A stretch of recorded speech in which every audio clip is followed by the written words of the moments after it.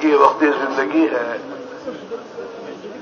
اور یہ زندگی کتنی ہے ہم میں سے کسی ایک کو بھی علم نہیں ہے، کب پوری ہو جائے گی، اور ہم میں سے ہر ایک کب یہاں سے آخرت کی طرف منتقل ہو جائے گا، ہم میں سے کسی ایک کو اس کا علم نہیں ہے، اور نہ اللہ نے کسی کو علم دیا ہے۔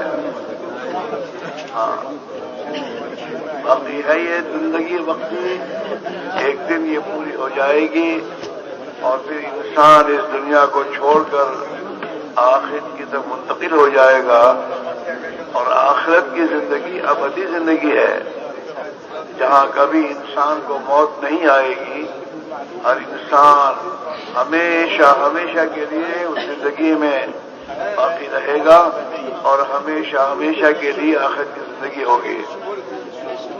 نحمدہ ونصلی علی رسولہ الکریم، اما بعد۔ ভাই মোহতারাম, দোস্ত আর বুজুর্গ, বলতেছেন এই কথা যে আল্লাহ তাআলা এই দুনিয়াতে আমাদেরকে সাময়িক সময়ের জন্য পাঠাইছেন, আর এই দুনিয়ার জিন্দেগিটাই হইল অত্যন্ত অল্প সময়ের জন্য, সাময়িক সময়ের জন্য। কেউ এটা বলে না, অথবা কেউ এটা জানে না যে আমি এতদিন পর্যন্ত দুনিয়াতে থাকব। কেননা আল্লাহ তাআলা কাউকে এই ইলম দেন নেই যে কখন সে দুনিয়া থেকে বিদায় নেবে, এই খবর কারো কাছে নেই। তো আল্লাহ তাআলা অত্যন্ত অল্প সময়ের জন্য এখানে পাঠাইছেন, আর কখন একজন মানুষ দুনিয়া থেকে চলে যাবে এইটার ইলম আল্লাহ তাআলা কারো কাছে দেন নেই। অল্প সময়ের জন্যই আল্লাহ তাআলা এই দুনিয়াতে মানুষকে পাঠাইছেন। বাকি হইল যে এই দুনিয়ার জিন্দেগি তো একদিন পুরা হয়ে যাবে, কিন্তু প্রত্যেক ব্যক্তিকেই দুনিয়া থেকে বিদায় নিয়ে আখিরাতে যাইতে হবে। তো দুনিয়ার জিন্দেগিটাকে যেরকম আল্লাহ তাআলা সাময়িক করছেন, অল্প সময়ের করছেন, আর কখন এখান থেকে বিদায় নিবে এটার খবর কাউকে দেন নাই, আখিরাতের জিন্দেগিটা মুহতারাম দোস্ত আর বুজুর্গ ঠিক এরকমই অনন্তকালের জন্য আল্লাহ তাআলা করছেন। আর বলেন যে একজন মানুষ আখিরাতে যাওয়ার পরে অনন্তকাল তাকে সেখানে থাকতে হবে, আর তার জিন্দেগি অনন্তকালের জন্য হবে, আখিরাতে কোনো দিন শেষ হবে না। আর বলেন যে ওই আখিরাতে যাওয়ার পরে আর মৌত আসবে না। آخرت کی ابدی زندگی بنانے کے لیے اور وہاں کی ہمیشہ ہمیشہ کی کامیابی حاصل کرنے کے لیے اللہ نے یہ دنیا کی زندگی دی ہے۔ اس دنیا کی زندگی میں انسان اپنی آخرت کو بنا کر جائے گا تو یہ ہمیشہ ہمیشہ کے لیے کامیاب ہو جائے گا، اور اگر اس نے اس دنیا کی زندگی میں آخرت کو سامنے رکھ کر زندگی نہیں گزاری تو یہ ہمیشہ ہمیشہ کے لیے ناکام ہو جائے گا۔ اس لیے کہ میرے بھائیوں، آخرت کی زندگی بنانے کے لیے کوئی دوسری زندگی نہیں ہے، یہی دنیا کی وقتی زندگی جو اللہ نے ہمیں دے رکھی ہے، اور جو کچھ دنیا میں اللہ نے ہمارے لیے پیدا کیا ہے اسی میں رہ کر آخرت کی ابدی زندگی کو انسان کو بنانا ہے۔ اور آخرت کی ابدی زندگی کے بننے کا تعلق دنیا کا ملک و مال نہیں ہے، اور دنیا کی یہ چیزیں نہیں ہیں، لیکن اس کے لیے اللہ تعالی شانہ نے انبیاء علیہم السلام کو اس حقیقت سمجھانے کے لیے اللہ نے نبیوں کو بھیجا کہ آخرت کی ابدی زندگی کے بننے کا تعلق نہ ملک سے ہے، نہ مال سے ہے، نہ طاقت سے ہے، نہ قوت سے ہے، نہ شریعت سے ہے، بلکہ آخرت کی ابدی زندگی کے بننے کا تعلق انسان کے جسم سے نکلنے والے اعمال سے ہے۔ ایمان اور اعمال یہ تو بنیادیں ہیں آخرت کی ابدی زندگی بننے کے لیے۔ ایمان اور اعمال صالحہ، نیک عمل، یعنی آدمی اپنی زندگی کے ہر عمل میں اللہ کی مرضی کو سامنے رکھ کر اس عمل کو کرے کہ اللہ اس عمل کو کس طریقے پر کرنے سے راضی ہوتا ہے، اس کو سامنے رکھ کر زندگی گزارے۔ یہ میرے دوستوں آخرت کی ابدی زندگی کے بننے کی بنیادیں ہیں۔ তো মোহতারাম দোস্ত আর বুজুর্গ, বলতেছেন যে আল্লাহ তাআলা আমাদেরকে এই দুনিয়ার জিন্দেগি যে সময় দিয়েছেন এটা হইল আখিরাতের তৈয়ারির জন্য। আখিরাতের তৈয়ারির জন্য এই দুনিয়ার এই জিন্দেগি আল্লাহ তাআলা আমাদেরকে দিয়েছেন।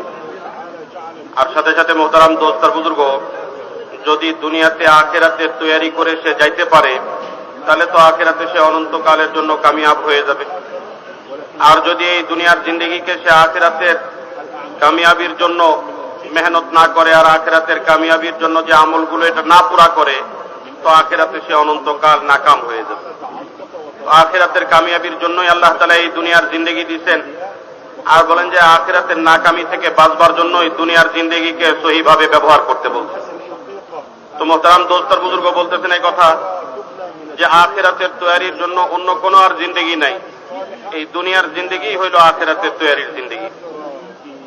দ্বিতীয় হইল মোহতারাম দোস্তর বুজুর্গ, এই কথাটাকে বুঝাইবার জন্যই যে আখেরাতের জিন্দেগি অনন্তকালের জিন্দেগি এবং আখেরাতের কামিয়াবি নির্ভর করে দুনিয়ার জিন্দেগির উপরে, এই কথাটাকে বুঝাইবার জন্যই আল্লাহ তাআলা আম্বিয়া আলাইহিমুস সালাতু ওয়াস সালামদেরকে দুনিয়াতে পাঠাইছেন। যেহেতু মোহতারাম দোস্ত আর বুজুর্গ, দুনিয়ার কোন মাল আর মুলক, চিজ আর আসবাব, দুনিয়ার কোন জিনিসের সাথে মানুষের আখিরাতের কামিয়াবির সম্পর্ক আল্লাহ তাআলা রাখেন নাই। আর আম্বিয়া আলাইহিমুস সালাতু ওয়াস সালাম এসে এই কথাই মানুষকে বুঝাইতেন যে মানুষের আখিরাতের কামিয়াবির জন্য সবচেয়ে বড় মাধ্যম হইল মানুষের শরীর থেকে যে আমাল বাইর হয়, নেক আমল, অর্থাৎ ঈমান এবং আমল, এই দুইটা জিনিসই হইল আখিরাতের কামিয়াবির সবচেয়ে বড় মাধ্যম। তো নবীরা মানুষের ময়দানের মধ্যে এসে, আম্বিয়া আলাইহিমুস সালাতু ওয়াস সালাম মানুষের ময়দানের মধ্যে এসে এই কথাই বুঝাইছেন যে দেখো, তোমাদের পরবর্তী জিন্দেগি যে আখিরাতের জিন্দেগি, এই জিন্দেগির কামিয়াবির জন্য না মুলক আর মালের শর্ত আছে, না সংখ্যাধিক্যের শর্ত আছে, না দুনিয়াবি কোন পদ আর পোস্টের শর্ত আছে। আখিরাতের কামিয়াবির জন্য তো শর্ত হইল যে তোমাদের শরীরের আমলগুলোকে সহি করতে হবে আর আল্লাহ পাকের সাথে সম্পর্ক কায়েম করতে হবে। এই ঈমান এবং আমালে সালিহা, এই দুইটাই হইল আখিরাতের কামিয়াবির সবচেয়ে বড় মাধ্যম। তো মোহতারাম দোস্ত আর বুজুর্গ, এই ঈমান এবং আমলে সালিহাকে করবার জায়গাই হইল এই দুনিয়া।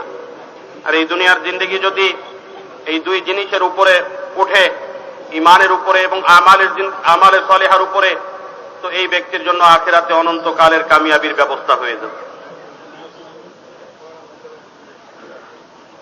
और हुजूर अकरम सल्लल्लाहु अलैहि वसल्लम क्योंकि आखिरी नबी हैं, आपके बाद कोई नबी दुनिया में नहीं जाएंगे, इसलिए अल्लाह ताला शानों की तरफ से इस पूरी उम्मत के ऊपर एक दूसरी जिम्मेदारी ये है कि उम्मत का हर फर्द इस मुबारक जिंदगी यानी ईमान और आमाल सालिहा वाली जिंदगी अपने अंदर इख्तियार करते हुए क़यामत तक के आने वाले तमाम इंसानों तक अल्लाह के प्यारे नबी का ये पैगाम और अल्लाह के प्यारे नबी की ये दावत दुनिया के हर इंसान तक पहुंचाने का जिम्मेदार है कि दुनिया के हर इंसान में ईमान और आमाल सालिहा वाली जिंदगी कैसे आ जाए, इसकी जो मेहनत जनाब रसूलुल्लाह सल्लल्लाहु अलैहि वसल्लम ने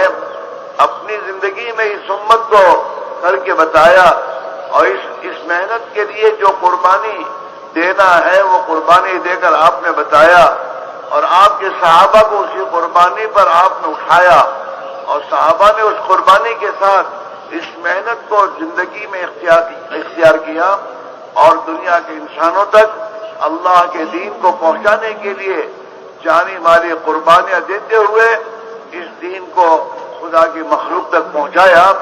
ये दूसरी जिम्मेदारी हर फर्द उम्मत के जिम्मे है, ईमान बनाना, आमाल सही करना और प्यारे नबी अलैहिस्सलातु वस्सलाम के पैगाम को और आपके दीन को और आप वाली दावत को पूरी दुनिया के इंसानों में जिंदा करना, ये हर फर्द उम्मत की जिम्मेदारी है। तो मोहतरम दोस्त और बुजुर्ग বলতেছেন এই কথা, যেহেতু হুজুরে পাক সাল্লাল্লাহু আলাইহি ওয়াসাল্লাম সর্বশেষ নবী, ওনার পরে আর কোন নবী আসবেন না, এই জন্য হুজুর সাল্লাল্লাহু আলাইহি ওয়াসাল্লামের উম্মতের উপরে ঈমান এবং আমালে সালিহাকে জিন্দেগির মধ্যে আনার সাথে সাথে হুজুর সাল্লাল্লাহু আলাইহি ওয়াসাল্লাম যে মেহনতটা করছেন, যে এই মেহনতের জন্য কুরবানিটা করছেন মানুষের জিন্দেগির মধ্যে যাতে করে ঈমান এবং আমালে সালিহা জিন্দা হয়ে যায়, এই হুজুর সাল্লাল্লাহু আলাইহি ওয়াসাল্লামের এই পয়গামকে নিয়ে দুনিয়ার কোনায় কোনায় ফিরবে, মানুষের কাছে পৌঁছাইবে এবং মানুষের জিন্দেগির মধ্যে এই দুই জিনিসকে জিন্দা করবার জন্য চেষ্টা আর কোশিশ করবে। এই দায়িত্ব আল্লাহ তাআলা এই উম্মতের প্রত্যেক ব্যক্তিকে দিয়ে দিয়েছেন। একদিকে যেরকম নিজেরা ঈমান এবং আমালে সালেহার উপরে উঠবেন, আর একদিকে এরকম এই জিম্মাদারিকে আদায় করবার জন্য যে কুরবানি সাহাবায়ে কেরামের দ্বারা হুজুর সাল্লাল্লাহু আলাইহি ওয়াসাল্লাম করায় নিছেন এবং নিজে যে কুরবানি করে সাহাবায়ে কেরামকে দেখাইছেন যে মানুষের কাছে ঈমান এবং আমলে সালেহের এই পয়গামকে পৌঁছাইবার জন্য ওই একই মেহনত এই উম্মতের হর ফরদ প্রত্যেক ব্যক্তির উপরে আল্লাহ তাআলা দিয়ে দিয়েছেন। একদিকে ঈমানের উপরে আমালে সালেহার উপরে নিজেকে আনা, আর একদিকে আল্লাহ পাকের পক্ষ থেকে দেওয়া এই দায়িত্ব হুজুর সাল্লাল্লাহু আলাইহি ওয়াসাল্লামের উপরে যেটা ছিল, শেষ নবী হওয়ার কারণে এই উম্মতের প্রত্যেক ব্যক্তি এই পয়গামকে নিয়ে চেষ্টা আর কুরবানি করবে, আল্লাহর রাস্তায় ফিরবে, মানুষের কাছে পৌঁছাইবে। এই পয়গাম পৌঁছানোর জন্য যে দায়িত্ব, এই দায়িত্বটাও প্রত্যেক ব্যক্তির উপরে।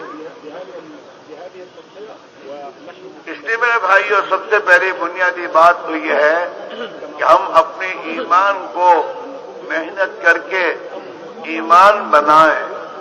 इसलिए कि जो ईमान हमारे पास है, ये ईमान हमें मुसलमान के घर में पैदा होने की बुनियाद पर मिला है, और जिस ईमान का मुतालबा अल्लाह की तरफ से है, वो ईमान जो सहाबा के पास था।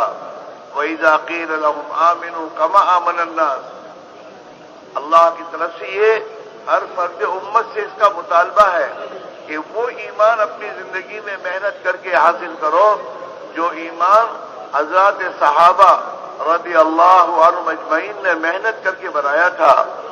वो ईमान ईमान बिल गैब है, वो ईमान अल्लाह की कुदरत पर ईमान लाना है, वो ईमान अल्लाह का निज़ाम गैबी जो है उस पर ईमान लाना है, वो ईमान फरिश्तों पर ईमान लाना, अल्लाह की किताबों पर ईमान लाना और अल्लाह की तकदीर पर ईमान लाना, आखिरत पर ईमान लाना और यकीन करना।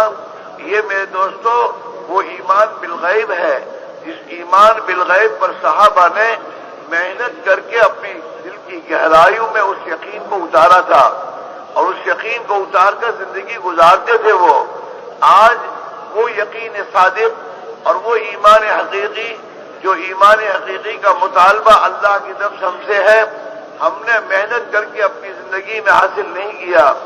आज इस बात को और उम्मत से कहा जा रहा है कि मेहनत करके अपनी उस ईमान को हासिल किया जाए, जिस ईमान को सहाबा ने बड़ी मेहनत के बाद, कुर्बानियों के बाद इस मेहनत को, जिस ईमान को हासिल किया था, और इस ईमान के हासिल होने के बाद हज़रत सहाबा रज़ी अल्लाहु अन्हुम अजमईन को अल्लाह के हर हुक्म को पूरा करना आसान हो गया था।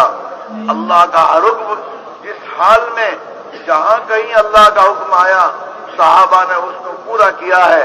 क्यों कि ईमान की वो ताकत, जो ईमान की ताकत इंसान को अल्लाह के अहकाम पर चलाती है और खुदा के अहकाम को पूरा करना आसान कर देती है, वो ईमान सहाबा ने मक्की जिंदगी में 13 साल मक्की जिंदगी में ईमान पर मेहनत थी और ईमान के लिए कुर्बानियां देना था। अपने हालात से दो चार होकर हर लायक की कुर्बानी देकर ईमान को सहाबा ने ईमान की दावत देकर और लोगों में चल फिर इसी को कहते हुए अल्लाह से होता है, अल्लाह के गैर से नहीं होता, एक अल्लाह ही से सब कुछ हो रहा है, अल्लाह ही की जात सब कुछ है, बाकी अल्लाह के सिवा जो कुछ है ये कुछ भी नहीं है। अल्लाह का हुक्म, अल्लाह का अम्र, अल्लाह का चाहना ये असल है।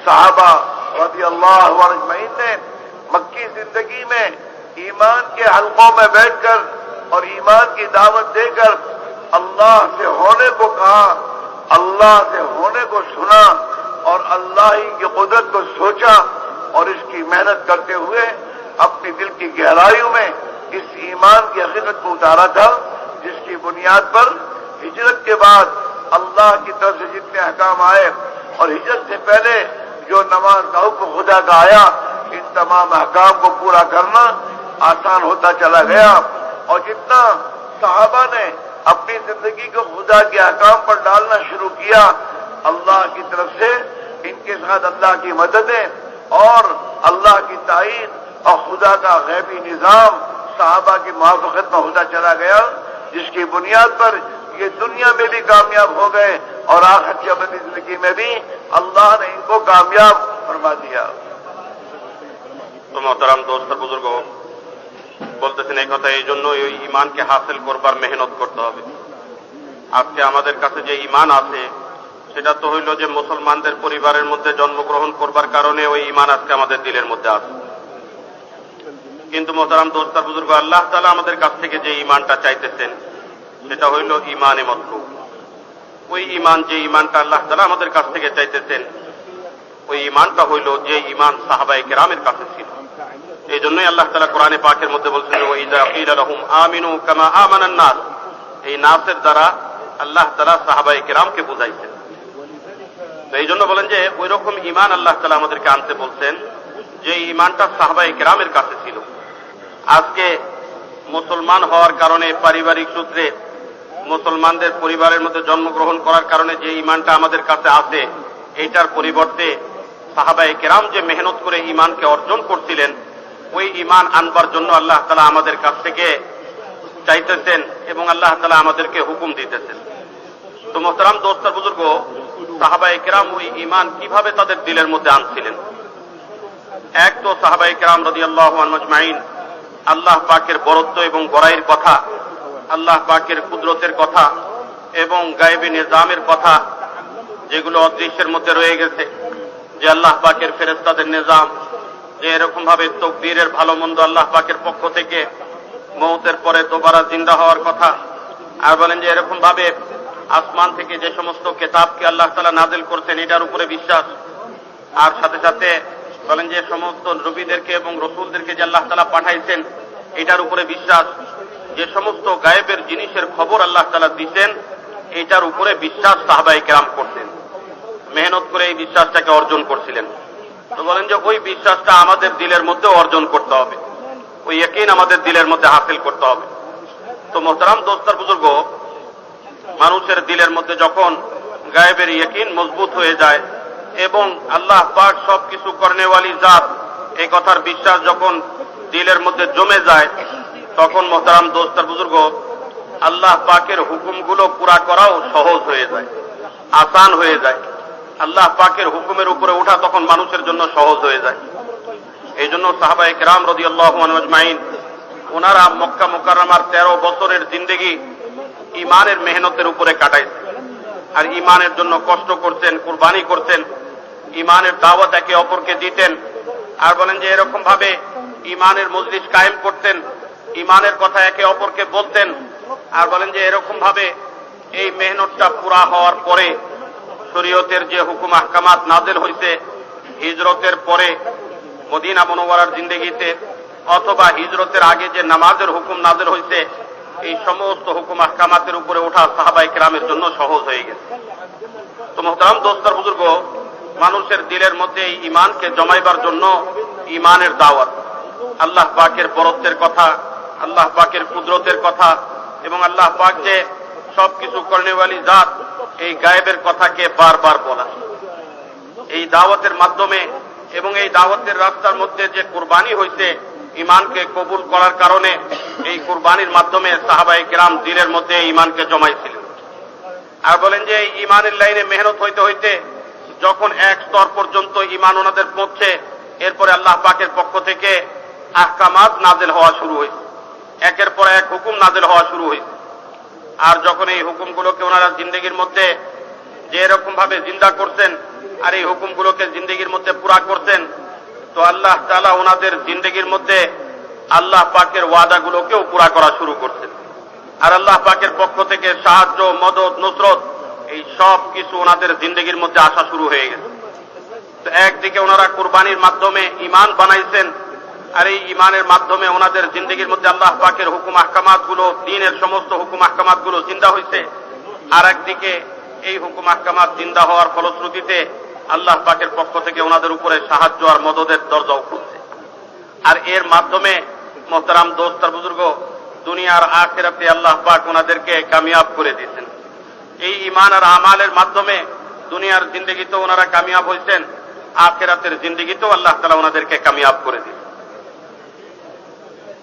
यूं सुना पुरानों से हजरत मौलाना यूसुफ नवरुल्लाह बरकत फरमाया करते थे कि जो ईमान हमारे पास इस वक्त है वो तो मुसलमान के घर में हम पैदा हुए, इसकी वजह से ये ईमान हमारे पास है।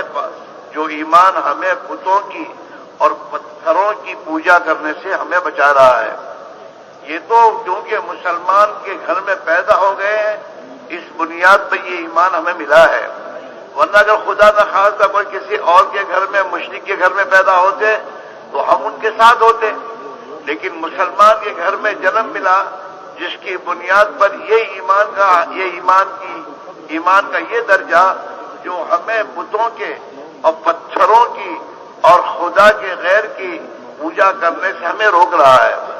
लेकिन वो ईमान जो ईमान हमें अल्लाह के अहकाम पर खड़ा कर दे, और जो ईमान हमें अल्लाह के हुक्मों के खिलाफ जो हमारी ख्वाहिशात हैं, जिन ख्वाहिशात पर इंसान जिंदगी गुजार रहा है, इन ख्वाहिशात से हटाकर अल्लाह की ताअत पर हमें डाल दे, वो ईमान तो मेहनत करने से बनता है और वो ईमान के लिए बड़ी कुर्बानी देनी पड़ती है।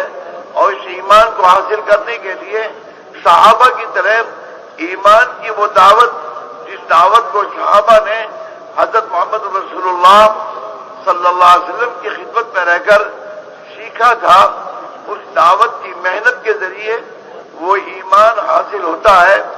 और उस दावत के राह में जैसे सहाबा ने हर चीज को कुर्बान करके अल्लाह के दीन की दावत में अपनी जान और माल को खपाया, ऐसे हम और आप भी जब दावत की इस राह में ईमान की राह में जो जो असबाब और जो जो चीजें हमारी ईमान की राह में रुकावट बन रही हैं और हमारा ईमान कमजोर हो रहा है, और हम दुनिया की जाहिरी चीजों को देखकर जो मुतासिर हो रहे हैं, इसका तासुर निकालने के लिए हर वो चीज जो अल्लाह और हमारे दरमियान में रुकावट बनी हुई है, उसे निस्बत खुदाबंदी पर छोड़कर सहाबा की तरह निस्बत खुदाबंदी पर और अल्लाह के दीन की दावत के लिए उन चीजों को जितना हम कुर्बान करके अल्लाह की राह में निकलकर अल्लाह ही से होने को बोलेंगे, और अल्लाह ही की जात सब कुछ है, इसको जितना हम कहेंगे और सुनेंगे, और इसको फिर हम चूंकि अल्लाह के नबी के उम्मती हैं, लिहाजा दुनिया के तमाम इंसानों की नीयत बनाकर कि अल्लाह ताला शानो हमें भी वो ईमान मकतूब अता फरमा दे, और अल्लाह ताला शानो दुनिया के तमाम इंसानों के दिलों में अल्लाह वो ईमान का नूर इन्हें अता फरमा दे, इसकी नीयत करके इस यकीन के साथ कि जनाब रसूलुल्लाह सल्लल्लाहु अलैहि वसल्लम को अल्लाह ने क़यामत तक के आने वाले इंसानों के लिए आखिरी नबी बनाकर भेजा है। लिहाजा आपको जो मेहनत अल्लाह ने अता फरमाई है वो पूरे आलम के इंसानों पर असर डालने वाली है, और उसका असर पूरे आलम के इंसानों पर होगा, बशर्ते कि हम पूरे आलम के इंसानों की नीयत बनाकर अपनी जात से लेकर अपने बाल बच्चे, अपना खानदान, अपना मुल्क और पूरे आलम का एक एक इंसान, इसकी नीयत बनाकर हम जहां भी रहकर इस दीन की दावत को, ईमान की दावत को इस यकीन के साथ और इस नीयत के साथ देते रहेंगे, तो अल्लाह ताला शानो अपनी कुदरत कामिला से हमें भी वो ईमान की हकीकत अता फरमावेगा, हमारे घर में, हमारे बाल बच्चों में और हमारे शहर में और पूरे मुल्क में, जब हम इस दावत को लेकर चल फिर कर मेहनत करते रहेंगे और पूरे आलम में अपनी इस्तिताअत के एतबार से हम मेहनत का मैदान कायम करेंगे, और फिर अल्लाह ताला शानों से अपने लिए और पूरे आलम के इंसानों के लिए हिदायत मांगेंगे, तो अल्लाह ताला शानों अपनी कुदरत से हमें और पूरे इंसानों के लिए हिदायत की राह खोलेंगे। তো মোহতারাম দোস্তার বুজুর্গ বলতেছেন যে বড়দের কাছে এটা শুনছি, হযরত মাওলানা ইউসুফ সাহেব রহমতুল্লাহ আলাইহি এই কথা ফরমাইছেন যে আজকে আমাদের কাছে যে ঈমানটা আছে এইটা মুসলমান হওয়ার কারণে এবং মুসলমানদের পারিবারিক সূত্রে মুসলমান পরিবারের মধ্যে জন্মগ্রহণ করবার কারণে ওই ঈমানটা আজকে আমাদের দিলের মধ্যে আছে। আর বলেন যে এখানে জন্মাইবার কারণে যে ঈমান দিলের মধ্যে আছে এটা তো ওই পারিবারিক সূত্রে ওই মুসলমানদের পরিবেশের মধ্যে থাকার কারণে তার দিলের মধ্যে আছে। না হলে যদি কাফের মুশরিকের পরিবারের মধ্যে তার জন্ম হইতো তাহলে তো ওই মূর্তি আর এরকম ভাবে পাথরের মূর্তির পূজা করেই তার জিন্দেগি কেটে যেত। কিন্তু মুসলমানদের পরিবারের মধ্যে জন্মগ্রহণ করবার কারণে যে ঈমান তার দিলের মধ্যে আছে, এই ঈমান তো তাকে আল্লাহ পাকের হুকুমের উপরে তার খায়েশাতের মোকাবেলায় তার মনের চাহিদার বিপরীত আল্লাহ পাকের হুকুমকে পুরা করাইবার ক্ষমতা রাখে না। কিন্তু যে ঈমান মানুষকে আল্লাহ পাকের হুকুমের উপরে উঠাবে এবং দ্বীনের উপরে চালাইবে, ওই ঈমানকে হাসিল করবার জন্য তো মেহনতের প্রয়োজন। ওই ঈমান তো মেহনতের দ্বারা হাসিল হবে। আর বলে যে ওই ঈমানটা সাহাবায়ে কেরাম মেহনত করে হাসিল করছিলেন। যে ঈমান সাহাবায়ে কেরামকে খায়েশাতের মোকাবেলায় নিজের মনের চাহিদা এবং ইচ্ছার বিপরীতে আল্লাহ পাকের হুকুমের উপরে উঠাইছে এবং দুনিয়ার কোন জিনিস থেকে প্রভাবিত না হয়ে একমাত্র আল্লাহ পাকের সাথে সম্পর্ক যুক্ত হয়ে আল্লাহ পাকের হুকুমকে পুরা করে জিন্দেগি কাটাইবার উপরে ওনাদেরকে উঠাইছে। এই মেহনত তো সাহাবায়ে কেরাম করবার কারণে ওনাদের দিলের মধ্যে ওই ঈমান আসছে। আর আল্লাহ তাআলার পক্ষ থেকে আমাদের জন্য হুকুম হইল যে আমরা ওই ঈমানটাকে অর্জন করবার জন্য মেহনত করব, যেরকম সাহাবায়ে কেরাম রাদিয়াল্লাহু আনহু আজমাইন মেহনত করতেন। আর ওই একই তর্জ তরিকার উপরে, ওই একই নিয়মের উপরে, যেই নিয়মে সাহাবায়ে কেরাম ঈমানের মেহনত করতেন, ঈমানের দাওয়াত দিতেন, হুজুর সাল্লাল্লাহু আলাইহি ওয়াসাল্লাম যেই মেহনতের উপরে ওনাদেরকে উঠাইছেন, ওই একই মেহনতের উপরে আমাদের দিলের মধ্যে ওই ঈমান বনবে, যেটাকে ঈমানে মতলুব বলে, যে ঈমানটা আল্লাহ তাআলা আমাদের কাছ থেকে চাইতেছেন। আর বলেন যে ওই ঈমান দিলের মধ্যে আসবার জন্য এক তো হইল যে গায়েবের কথা বলতে হবে, অদৃশ্যের কথা যেটা আমরা দেখি না, আমাদের নজরের বাইরে রয়ে গেছে, একদিকে তো এই কথা বলতে হবে। আর একটা হইল এই গায়েবের কথা শুনতে হবে। আর সাথে সাথে হুজুর সাল্লাল্লাহু আলাইহি ওয়াসাল্লামের উম্মত হওয়ার কারণে বলেন যে ওই ঈমানের ওই কথাকে, ঈমানের ওই কথা যেটা আমরা বলছি এবং শুনছি, সাথে সাথে হুজুর সাল্লাল্লাহু আলাইহি ওয়াসাল্লামের উম্মত হওয়ার কারণে এই পয়গাম নিয়ে যে এরকম ভাবে পুরা দুনিয়ার নিয়ত বানায় যে এক এক ব্যক্তির কাছে যাইতে হবে, সমঝাইতে হবে, বুঝাইতে হবে এবং এই পয়গামকে পৌঁছাইতে হবে।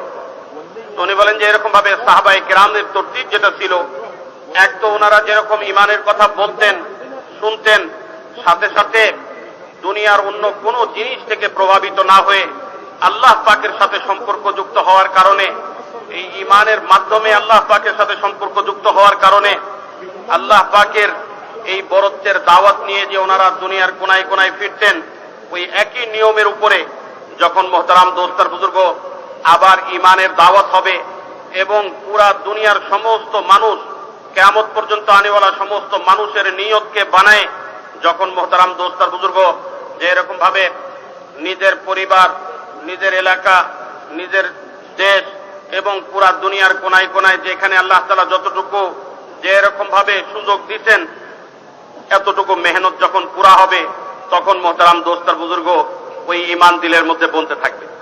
আর এই ঈমান দিলের মধ্যে বানাইবার জন্য তো বহুত বড় কুরবানির প্রয়োজন।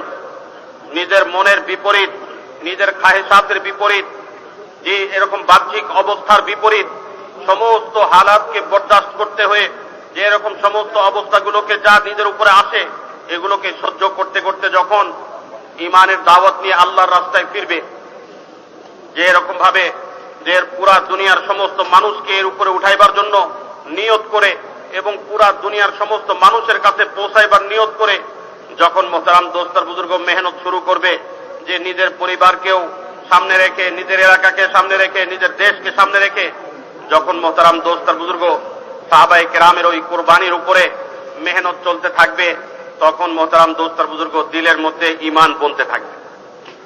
আর দিলের মধ্যে যখন ওই ঈমান বনবে তখন মোহতারাম দোস্তর বুজুর্গ আল্লাহ পাকের হুকুম আহকামাতের উপরে আল্লাহ পাক যে সমস্ত হুকুম আহকামাতকে নাজিল করতেন এইটার উপরে জিন্দেগি উঠবে এবং হেদায়েতের রাস্তার উপরে তখন সে চলতে পারবে। আর যখন হেদায়েতের রাস্তার উপরে চলতে পারবে তখন দুনিয়ার আখিরাতে তার জন্য কামিয়াবির ব্যবস্থা হয়ে যাবে। मेरे अजीज दोस्त बुजुर्गो भाइयों, हमारे दिलों में अल्लाह के गैर का तासुर अंदर हमें दोस्तों दाखिल हो चुका है। अल्लाह के गैर से जिंदगी बनने का यकीन दिल में आ चुका है। जब तक ये अल्लाह का गैर, जिस गैर में हम हैं, चाहे वो कारोबार हो, चाहे वो अपनी ताकत और कुव्वत हो, माल पैसा कौड़ी और ठीकरी और मुल्क हो, जिस गैर में जहां जिस आदमी को अल्लाह ने जिस हाल में रखा है, जहां जा रखा है, वहां मेहनत करते करते उसके दिल में उसका यकीन आ गया है। हम अपनी जबान से ईमान का बोल तो कहते हैं, लेकिन वो जो गैर का यकीन अंदर आ चुका है उसको भी इसके साथ बोल देते हैं। हम और आप अपनी जबान से कहते हैं अल्लाह ही पालता है, मगर अल्लाह ही पालता है, अल्लाह ही नफा नुकसान देता है, अल्लाह ही के हाथ में सब कुछ है, मगर ये मगर जो हम कह रहे हैं अपनी जबान से, ये वही गलत यकीन जो हमारे दिल में आया है, वो यकीन हमें बुलवा रहा है। मगर अल्लाह ही कर रहा है, ये तो सही है, लेकिन अल्लाह ही कर रहा है, मगर ये मगर जो है ये हमारे अंदर के ईमान की बिगाड़ को बता रहा है। मगर के बाद क्या है? इस मगर के बाद हर आदमी जिस सबब में लगा हुआ है और जहां ये लगा हुआ है, जिसका यकीन इसके दिल में आया हुआ है, वो बोलना चाहता है अल्लाह ही पालता है, मगर दुकान के साथ अल्लाह ही पालता है, मगर बगैर मुलाजमत के कैसे होगा? अल्लाह ही पालता है, मगर बगैर खेती के कैसे होगा? अल्लाह ही इज्जत देता है, मगर बगैर हुकूमत के कैसे होगा? ये जो जिस शोबे में और जिस मखलूक में अपनी रात दिन खपाता है और जिसमें ये अपनी मेहनत कर रहा है, जिसको ये बोल रहा है, जिसको ये देख रहा है, जिसको ये सोच रहा है, जिसको ये सुन रहा है, जिसका यकीन इसके दिल में आया हुआ है, उसी के साथ वो बोल रहा है। और ईमान का तकाजा पहला ये है कि जहां तू है पहले उसकी नफी कर। जिस शोबे में तू है और जिंदगी के जिन असबाब में तू चल रहा है, पहले उसका इनकार कर। सहाबा को अल्लाह के नबी ने जिन बुतों का यकीन दिल में आया हुआ था, अल्लाह के नबी ने सबसे पहले उसका इनकार करवाया है। ला इलाहा पहले कहलवाया है। ला इलाहा पहले कहो, फिर इल्लल्लाह कहो। ला इलाहा के जरिए अल्लाह के गैर को दिल से निकालो। अल्लाह का गैर जिसका तासुर तुम्हारा दिल लिए हुए है, हाँ, जो जिस शोबे में है, जिसके पास दुनिया के जो असबाब हैं, उसका तासुर वो दिल में लिए हुए है और इसके साथ वो ला इलाहा इल्लल्लाह पढ़ रहा है। हालांकि ला इलाहा का पहला तकाजा ये है, अपने दिल की गहराइयों से खुदा के गैर को निकाल और इल्लल्लाह के जरिए एक अल्लाह वहदहू ला शरीक लहू के यकीन, उसकी जात और सिफात का यकीन दिल में ला। ये पहला मुतालबा मेरे दोस्तों, कलमे का हम सबसे है मेरे दोस्तों, लेकिन हमने मेहनत करके खुदा के गैर को नहीं निकाला। हज़रत साहबा रज़ी अल्लाह अजमईन को अल्लाह के प्यारे नबी ने इन तमाम चीजों को छुड़वा कर और अल्लाह की तौहीद की दावत दिलाकर इनके दिलों से सबसे पहले इन तमाम चीजों को निकाला और एक अल्लाह वहदहू ला शरीक लहू के यकीन को दिल में उतारा। बैतुल्लाह में 360 बुत थे, नबी की मौजूदगी में बुत हैं। हम और आप ये कमजोर ईमान वाले, ये भी मेरे दोस्तों इस कमजोर ईमान के साथ मस्जिद में एक बुत का होना बर्दाश्त नहीं कर सकते। प्यारे आका, तौहीद के अलमबरदार, नबियों के सरदार, वो अपनी में दोस्तों बैतुल्लाह में 360 बुतों का होना कैसे बर्दाश्त करते होंगे?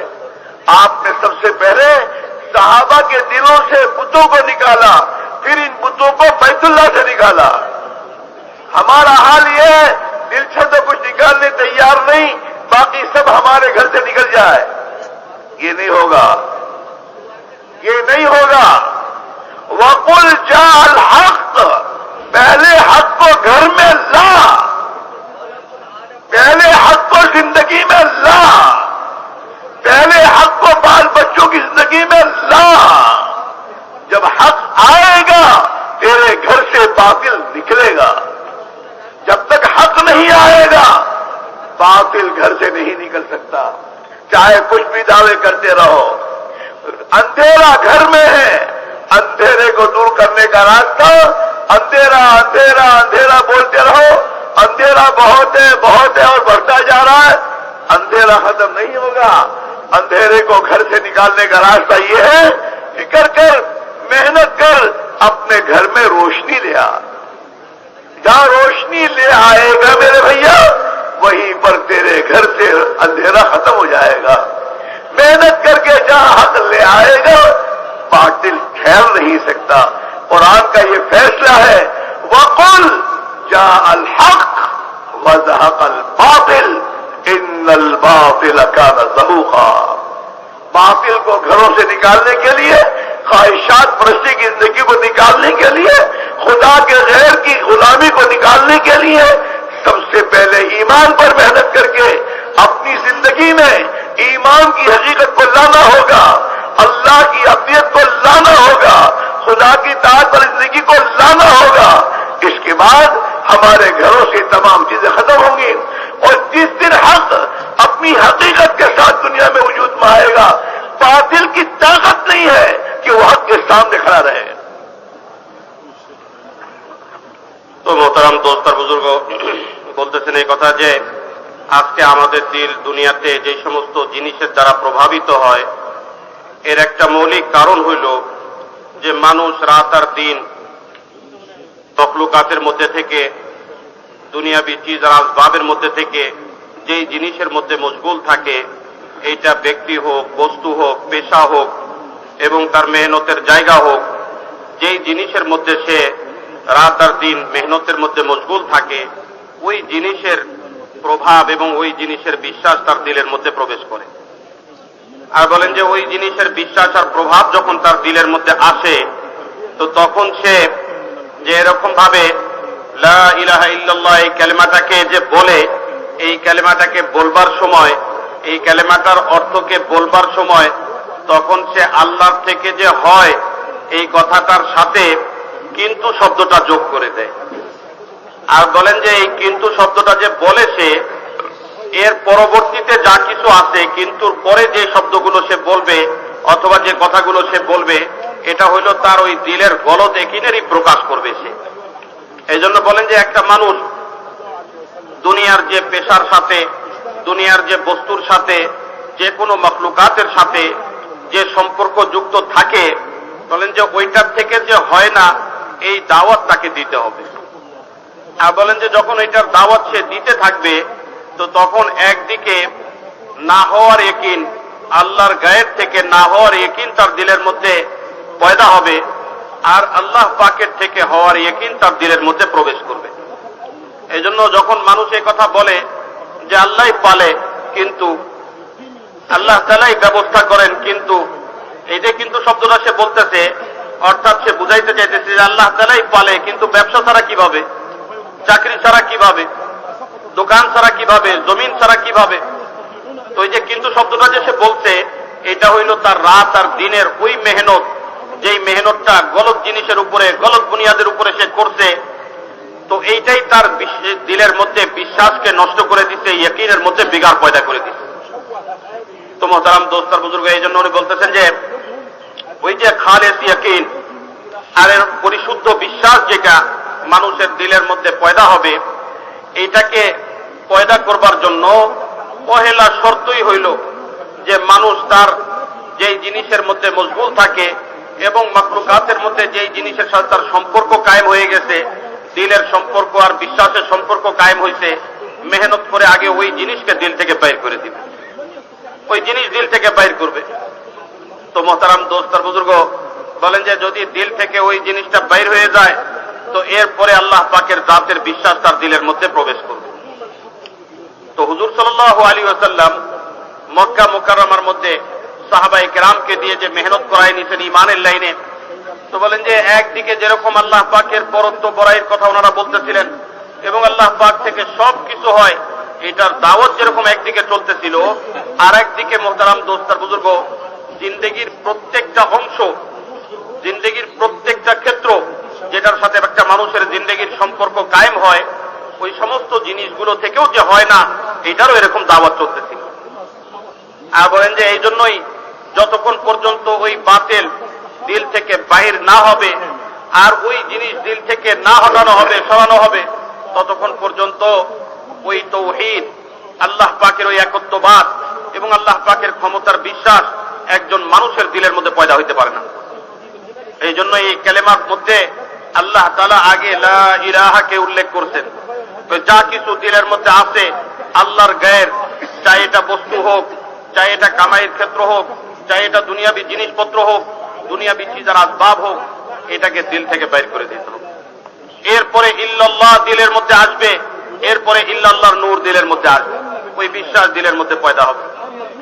তো এই জন্য হুজুর সাল্লাল্লাহু আলাইহি ওয়াসাল্লামের মেহনতের তরতিব, যে মেহনত ইমানের বুনিয়াদকে দিলের মধ্যে কায়েম করাইবার জন্য করছেন, এইটার তরতিব আমাদের জন্য যে বড় শিক্ষণীয় বিষয়, সেটা কি? সেটা হইল যে হুজুর সাল্লাল্লাহু আলাইহি ওয়াসাল্লামের মতো তাওহীদের লাইনে, ইমানের লাইনে সর্বোচ্চ পর্যায়ে যিনি অবস্থান করতেছেন, তিনিও দুনিয়াতে থাকা অবস্থায়, তিনি দুনিয়াতে অবস্থান করা অবস্থায় মোহতারাম দোস্তার বুজুর্গ বাইতুল্লাহর মূর্তিগুলোকে আর ভূতগুলোকে আগে বাইর করেননি। যেখানে আমরা আমাদের মসজিদের মধ্যে একটা পাথরের মূর্তি রাখাকেও আমরা বরদাস্ত করব না, সহ্য করব না, এরকম অবস্থাতেও আমাদের দিলের মধ্যে ইমানের কত কমজোরি, তারপরও মসজিদের মধ্যে একটা মূর্তিকে আমরা সহ্য করব না। কিন্তু মোহতারাম দোস্তার বুজুর্গ হুজুর সাল্লাল্লাহু আলাইহি ওয়াসাল্লামের মেহনতের তরতিব কি? ওই বাইতুল্লাহর মধ্যে যেখানে 360টা মূর্তি, তো বলেন যে আগে ওই বাইতুল্লাহর মূর্তিগুলোকে বাইর করার মেহনত করেন নাই, আগে তো মানুষের দিলের ভিতরের ওই মূর্তিগুলোকে বাইর করার মেহনত করছেন। আর বলেন যে যখন মানুষের দিলের ভিতরের ওই মূর্তিগুলো বাইর হয়ে গেছে, ওই যে বাইতুল্লাহর ভিতরের মূর্তি তো আপনা আপনিই বাইর হয়ে গেছে, আর তারাই এই মূর্তিকে বাইর করছে। তো মোহতারাম দোস্তার বুজুর্গ বলেন যে লা ইলাহা যতক্ষণ পর্যন্ত না আসবে, তো ওই ইল্লাল্লাহ দিলের মধ্যে প্রবেশ করবে না। সাহাবায়ে কেরাম রাদিয়াল্লাহু আনহুম আজমাইন হুজুর সাল্লাল্লাহু আলাইহি ওয়াসাল্লামের বাতানো এই মেহনতের উপরে যে কুরবানি আর এরকম ভাবে সব লাইনের ত্যাগ আর তিতিক্ষা, যেগুলো চিজার আসবাবের সাথে ওনাদের জিন্দেগির সম্পর্ক ছিল, যেগুলো ক্ষেত্রের সাথে ওনাদের জিন্দেগির সম্পর্ক ছিল, এগুলোকেও ইনকার করছেন। আর বলেন যে এরপরে আল্লাহ পাকের জাতের বিশ্বাস, আল্লাহ পাকের কুদরতের বিশ্বাস ওনাদের দিলের মধ্যে পয়দা হয়ে গেছে, ইল্লাল্লাহর ইয়াকিন ওনাদের দিলের মধ্যে আসছে। তো মোহতারাম দোস্ত আর বুজুর্গ বলেন যে এরকম ভাবে ওই যে মানুষ যখন আল্লাহ পাক সবকিছু করেন এই কথা বলবার পরে কিন্তু শব্দটা উল্লেখ করে, এর পিছনে তো ওইটাই তার অবস্থান করে, এর পিছনে ওই জিনিসটাই সে ব্যক্ত করতে চায়, যেটার মধ্যে সে মশগুল থাকার কারণে তার দিলের মধ্যে গলত ইয়াকিনের একটা অংশ পয়দা হয়েছে, ওই অংশটাকেই সেই ইমানের কথা বলবার পরে ব্যক্ত করতে চায়। এখন মোহতারাম দোস্তার বুজুর্গ এই জন্যই যেই জিনিসটা ইমানের কথার পরে আমরা বলতে চাই, জুড়তে চাই ইমানের সাথে, ওইটাকে দিল থেকে বাইর করবার জন্য বলেন যে ওই জিনিসের কুরবানি ইমানের ময়দানের মধ্যে দিতে হবে। যদি সে ব্যবসার সাথে সম্পর্কযুক্ত থাকে, কারোবারের সাথে সম্পর্কযুক্ত থাকে, দুনিয়াবি কোনো জিনিসের সাথে সম্পর্কযুক্ত থাকে, আল্লাহ তাআলার জন্য যখন ওই জিনিসের কুরবানি সে দিবে, তো তখন তার দিলের মধ্যে ওই খালেস ইয়াকিন পয়দা হবে। দ্বিতীয় মোহতারাম দোস্তার বুজুর্গ, এই খালেস ইয়াকিন দিলের মধ্যে পয়দা হইবার পরে আল্লাহ পাকের হুকুম আহকামাত তার জিন্দেগির মধ্যে আসবে এবং আল্লাহ পাকের হুকুমের উপরে তার তখন ওঠা সহজ হয়ে যাবে। আজকে তো মোহতারাম দোস্তার বুজুর্গ আমরা চাই যে আমাদের ঘরের মধ্যে থেকে, আমাদের জিন্দেগির মধ্যে থেকে সব লাইনের যে এরকম ভাবে বাতিল দূর হয়ে যাক, ঘরের ভিতর থেকে বাতিল দূর হয়ে যাক। আর বলেন যে এরকম ভাবে সব লাইনের যে আল্লাহ পাকের নাফরমানি আমাদের পরিবেশ এবং পরিসরের মধ্যে থেকে খতম হয়ে যায়। কিন্তু বলেন যে যতক্ষণ পর্যন্ত ওই ঈমান দিলের মধ্যে না আসবে আর যতক্ষণ পর্যন্ত ওই হককে জিন্দেগির মধ্যে না আনা হবে, ততক্ষণ পর্যন্ত এই বাতিল দূর হবে না। আর ঈমান না আসলে ওই হকও জিন্দেগির মধ্যে আসবে না। আর বলেন যে ওই হক না আসলে বাতিলও জিন্দেগি থেকে খতম হবে না। এই জন্য বলেন যে ঘরের মধ্যে সব লাইনের বাতিল যে আছে এগুলোকে আমরা আগে বিদায় করবার জন্য চেষ্টা করি, আগে এই বাতিলকে বিদায় করবার জন্য চেষ্টা করি, যে ঘরের মধ্যে থেকে সব ধরনের বেশরীয়তি জিনিসকে বাইর করো আর এটাকে দূর করো জিন্দেগির মধ্যে। না, কখনো এটা হবে না। আগে তো এই হককে জিন্দেগির মধ্যে আনতে হবে। ওয়াকুল জা আল হাক্কু, যখন এই হক আসবে জিন্দেগির মধ্যে তখন আল্লাহ পাক এই বাতিলকে জিন্দেগি থেকে বাইর করে দিবেন। যখন এই হক ঘরের মধ্যে আসবে তো এই হককে আসবার কারণে, হকের আগমনের কারণে আল্লাহ পাক ওই ঘর থেকে বাতিলকে বিতাড়িত করবেন। তো মোহতারাম দোস্ত আর বুজুর্গ, উনি বলছেন যে একদিকে তো ঈমানের জন্য যে জিনিসের বিশ্বাস দিলের মধ্যে আছে ওইটাকে আগে বাইর করতে হবে, তারপরে আল্লাহর বিশ্বাস আসবে। তারপরে যখন আল্লাহ পাকের হুকুম আহকামাতের উপরে মানুষ উঠবে তো তখন তার জিন্দেগির মধ্যে হক আসবে, আর এরপরে জিন্দেগি থেকে বাতিল খতম হবে। তো উনি বলেন যে এই জন্য ঘরের মধ্যে থেকে বেশরীয়তি এবং দ্বীনের বিপরীত সমস্ত জিনিসকে বাইর করবার রাস্তাই হলো আগে হককে নাও, এরপরে এখান থেকে বাতিল যাবে, সব ধরনের বেদিনী এবং বদ্দিনী এখান থেকে দূর হবে। এটাই আল্লাহ তাআলা কোরআনে পাকের মধ্যে বলছেন, ওয়াকুল জা আল হাক্কু ওয়া যাহাকাল বাতিল ইন্নাল বাতিলা কানা যাহুকা, যে আপনি বলেন এই নবী যখন হক আসবে তখন এই জিন্দেগি থেকে, ঘরের মধ্যে থেকে, পরিবেশ এবং পরিসর থেকে বাতিল দূর হবে, আর হক আসবার কারণে এই বাতিল যে মিটবে ওই বাতিলের আর কোনো ঠিকানা হবে না। এইটার মিসাল উনি দিচ্ছেন এইভাবে যে একটা ঘরের মধ্যে যদি কোনো অন্ধকার থাকে, এই অন্ধকারের উপরে যতই বলি আর যতই শুনি আর যতই এটার আলোচনা করি, এই ঘরের এই অন্ধকার কখনো যাবে না, কখনো এই ঘরের অন্ধকার দূর হবে না। এই ঘরের অন্ধকার তো ওই সময় দূর হবে যখন ঘরের মধ্যে রোশনি এসে উপস্থিত হবে, আলো জ্বালায় দেওয়া হবে, তখন এই ঘরের অন্ধকার দূর হয়ে যাবে। তো উনি বলেন যে ঠিক এইভাবেই সাহাবায়ে কেরাম রাদিয়াল্লাহু আনহুম আজমাইন ঈমানের মেহনত করছেন। আর বলেন যে ওনাদের জিন্দেগি এবং পরিবেশ পরিসর থেকে সমস্ত লাইনের বদ্দিনী খতম হয়েছে, আর আল্লাহ পাকের হুকুম আহকামাত জিন্দা হয়ে গেছে। এরকম মানুষের দিলের মধ্যে থেকে মূর্তির ইয়াকিন বাইর হইছে, বাইতুল্লাহ মূর্তি থেকে খালি হয়ে গেছে। ঠিক এরকম মোহতারাম দোস্ত আর বুজুর্গ, ঈমানের কথা যত বলা হবে আর শোনা হবে আর চিন্তা করা হবে, দিলের মধ্যে ঈমানকে জমানো হবে, আর এই ঈমানের দাওয়াত অন্যকে দেওয়া হবে, আর যে সমস্ত জিনিসের কারণে ঈমানের কমজোরি আমাদের দিলের মধ্যে ওগুলোর কুরবানি হবে, তখন মোহতারাম দোস্ত আর বুজুর্গ দিলের মধ্যে ঈমান বনবে, আর হককে কবুল করবার মতন যোগ্যতা আসবে, দ্বীন জিন্দেগির মধ্যে জিন্দা হবে, বাতিল জিন্দেগি থেকে মিটবে, সহি রাস্তার উপরে তখন চলবার যোগ্যতা পয়দা হবে। मेरा तो भाई और दोस्त बुजुर्गों, हक की मिसाल तो रोशनी की है, हक की मिसाल रोशनी की है, और बातिल की मिसाल अंधेरे की है, हुकूमत है। और आप खूब जानते हैं, आप मुझे बताइए, रोशनी अगर आ जाए तो क्या अंधेरा बाकी रह सकता है? তো মোহতারাম দোস্তার বুজুর্গ বলতেছেন যে হকের মিসাল হইল আলোর সাথে, আলো উজালার সাথে, আর বাতিলের মিসাল হইল যে এরকম ভাবে অন্ধকারের সাথে। তো বলেন যে আপনারা এই কথাটার উত্তর দেন যে এরকম ভাবে যখন আলো আসে তখন কি অন্ধকার টিকতে পারে? नहीं हो सकता। रात का बयान आपने हाजी साहब का सुना था, हाजी साहब के बयान में एक ही बात थी कि भाई अल्लाह से होने को बोलो, ला इलाहा इल्लल्लाह की दावत को आम करो, बच्चे बच्चे की जबान पर, एक एक औरत की जबान पर, पूरी दुनिया में बसने वाले एक एक उम्मती की जुबान पर इस कलमे की दावत को इतना आम किया जाए और इतना ये बोले, और दुनिया के हर इंसान को अपनी नीयत में लेकर बोले कि ऐ लोगों, ला इलाहा इल्लल्लाह कह दो, कामयाब हो जाओगे। ला इलाहा इल्लल्लाह मुहम्मदुर रसूलुल्लाह, ला इलाहा इल्लल्लाह ये मकसद जिंदगी है, और मुहम्मदुर रसूलुल्लाह ये तरीक़े जिंदगी है। जिंदगी का निजाम मुहम्मदुर रसूलुल्लाह है। अगर ये दो चीजें जिंदगी के हर शोबे में आ गई तो आसमान से तुम्हारी कामयाबी का फैसला हो जाएगा, आखिरत की अबदी जिंदगी में भी तुम कामयाब हो जाओगे। اور دنیا کی وقتی زندگی میں بھی تمہیں سکون، چین، عزت، بھائی چارگی، عدل و انصاف، امانت داری، یہ تمام چیزیں جو دنیا کی زندگی کو بنانے والی ہیں، یہ سب کی سب چیزیں تمہاری زندگیوں میں خدا پیدا کر دے گا اور تمہاری زندگیوں میں خدا دے دے گا، اور اس کی ان تمام صفات کے آنے کے بعد تمہاری دنیا کی زندگی جنت کا نمونہ بنے گی اور تمہاری آخرت کے ابدی زندگی ہمیشہ ہمیشہ کی کامیاب ہو جائے گی۔ یہ ایک میرے دوستوں دعوت کو زندہ کرنے کی ضرورت ہے۔ معاف کرنا، ابھی کلمے کی دعوت زندگی میں زندہ نہیں ہوئی ہے۔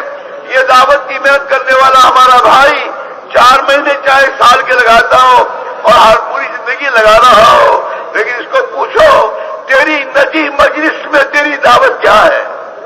تو آپس میں تیری اولاد کو لے کے بیٹھتا ہے، ان سے کیا بات کرتا ہے؟ اللہ سے ہونے کو بولتا ہے یا خدا کے غیر سے ہونے کو بولتا ہے؟ تیری زبان کا بول کیا ہے؟ تم 4 دوست 4 بھائی جمع ہوتے ہو تو اللہ کی طاقت اور قدرت کو بولتے ہو یا دنیا کے نادان انسانوں کی طاقت اور قدرت کے تذکرے کرتے ہو؟ تمہاری زبان کا بول ایمان کا بول ہے یا کون سا بول ہے؟ نہ ہماری زبان کا بول گھر میں ایمان کا بول ہے۔ ہم کبھی اپنی بیوی کے ساتھ اللہ کی ربوبیت کی بات نہیں کرتے۔ رب اللہ ہے، پالنے والی ذات اللہ کی ہے، یہ کاروبار امتحان کے لیے ہے، نہ میں تجھے پالتا ہوں نہ تجھے کوئی پالتا ہے سوائے اللہ کے۔ ہماری زبان کے بول نہ ہمارے گھروں میں ایمان کے ہیں، نہ ہماری شادیوں بیاہ میں ایمان کے ہیں۔ شادی بیاہ میں ہم نبی کے طریقوں کو ذبح کیوں کرتے ہیں؟ دنیا کے نادان انسان ہمیں یہ کہتے ہیں تمہاری عزت کا ہاتھ دبا آ جائے گا، لوگ تمہیں کیا کہیں گے؟ تمہیں لوگ کیا کہیں گے؟ ہم خدا کی مخلوق کا ڈر دل میں رکھ کر میرے اندر زندگی گزار رہے ہیں۔ اللہ سے اللہ عزت دینے والی ذات ایک اللہ کی ہے، اور اللہ کیا عزت دینے کا ضابطہ محمد رسول اللہ صلی اللہ علیہ وسلم ہے۔ خدا پاک کی قسم، آقا مدنی صلی اللہ علیہ وسلم کی پیروی اتباع کے بغیر یہ مسلمان زندگی کے کسی شعبے میں عزت حاصل نہیں کر سکتا۔ তো মোহতারাম দোস্ত আর বুজুর্গ, বলতেছেন এই কথা যে গত রাত্রে মাগরিবের বয়ানের মধ্যেও যে হযরত হাজী সাহেবের কথার মধ্যে আপনারা শুনছেন যে উনি এই কথাই বারবার উল্লেখ করছেন পুরো বয়ানের মধ্যে যে এরকম ভাবে ঈমানের দাওয়াত আর ঈমানের কথা অন্যকে বলা আর ঈমানের জন্য এরকম ভাবে অন্যকে দাওয়াত দেওয়া আর ঈমানের এই দাওয়াতটাকে আম করা, সবার মধ্যে এই ঈমানের দাওয়াতটা যে দেওয়া, এই কথাই উনি বারবার বুঝাইছেন। তো মোহতারাম দোস্ত আর বুজুর্গ, বলেন যে ঈমানের দাওয়াতটা যেটা, বলেন যে এই ঈমানের দাওয়াতের মাধ্যমেই তো ঈমান ভিতরে আসবে, যেটা আমাদের জিন্দেগির উদ্দেশ্য, যে প্রকৃত ওই ঈমানকে দিলের মধ্যে অর্জন করা, লা ইলাহা ইল্লাল্লাহ এই বিশ্বাস দিলের মধ্যে চলে আসে, ওই যে এটাই হইল মাকসাদ। আর বলেন যে সাথে সাথে মুহাম্মদুর রাসূলুল্লাহ যেটা, এটা হইল যে আমাদের জিন্দেগি যাপন করবার তরিকা। একটা হইল মাকসাদের জিন্দেগি আর একটা হইল তরিকায় জিন্দেগি, যে এরকম ভাবে কিভাবে আমাদের জিন্দেগিটা পরিচালিত হবে, কিভাবে আমাদের জিন্দেগিটা কাটাইতে হবে, ওই যে এইটার দিক নির্দেশনা তো আমাদের মিলবে হুজুর সাল্লাল্লাহু আলাইহি ওয়াসাল্লামের কাছ থেকে। উনি বলেন যে এরকম ভাবে ঈমানের দাওয়াত দেওয়ার মাধ্যমে একদিকে যখন ঈমানের মজবুতি দিলের মধ্যে অর্জন হবে, আল্লাহ পাকের সাথে মজবুত এক সম্পর্ক কায়েম হবে, আর একদিকে যখন মোহতারাম দোস্ত আর বুজুর্গ মুহাম্মদুর রাসূলুল্লাহ জিন্দেগি কাটানোর প্রত্যেকটা যে এরকম ভাবে অংশের মধ্যে জিন্দেগি পরিচালিত করবার প্রত্যেকটা ক্ষেত্রের মধ্যে যখন মোহতারাম দোস্ত আর বুজুর্গ হুজুর সাল্লাল্লাহু আলাইহি ওয়াসাল্লামের তরিকা জিন্দা হবে, যে এরকম ভাবে খাওয়া দাওয়ার মধ্যে, যে জিন্দেগি পরিচালনার মধ্যে, বিবাহ শাদীর মধ্যে, সর্ব অংশের মধ্যে যখন হুজুর সাল্লাল্লাহু আলাইহি ওয়াসাল্লামের তরিকা জিন্দা হয়ে যাবে, আর বলেন যে এই হুজুরের তরিকার মধ্যেই যে কামিয়াবি, এইটার বিশ্বাস যখন দিলের মধ্যে পয়দা হয়ে যাবে, বলেন যে এই দুই জিনিস যদি কারো জিন্দেগির মধ্যে পয়দা হয়, তো আল্লাহ পাকের পক্ষ থেকে আসমান থেকে তার জন্য ফয়সালা হবে যে আল্লাহ তাআলা তাকে সাহায্য করবেন, মদত করবেন, আর আল্লাহ তাআলা তার জিন্দেগির মধ্যে বরকত দিবেন, আর আল্লাহ তাআলা আপোষের মধ্যে তাদের যে এরকম ভাবে সম্পর্ককে ঠিক করে দিবেন, আর বলেন যে তার জিন্দেগিও ঠিক হয়ে যাবে, আপোষের মধ্যে জিন্দেগিও ঠিক হয়ে যাবে, আর বলেন যে এই ভ্রাতৃত্ব বন্ধনও প্রত্যেকের সাথে কায়েম হয়ে যাবে, আর বলেন যে জিন্দগির প্রত্যেক অংশের মধ্যে আল্লাহ পাকের পক্ষ থেকে সাহায্য আর মদদ আর নাযিল হয়ে যাবে। তো বলেন যে আসমান থেকে এই ফয়সালাটুকু আমাদের জিন্দগির মধ্যে নামাইবার জন্য একদিকে যেরকম দিলের ইয়াকিন মজবুত করতে হবে, আর একদিকে হুজুর সাল্লাল্লাহু আলাইহি ওয়াসাল্লামের তরিকার উপরে জিন্দগি উঠাইতে হবে।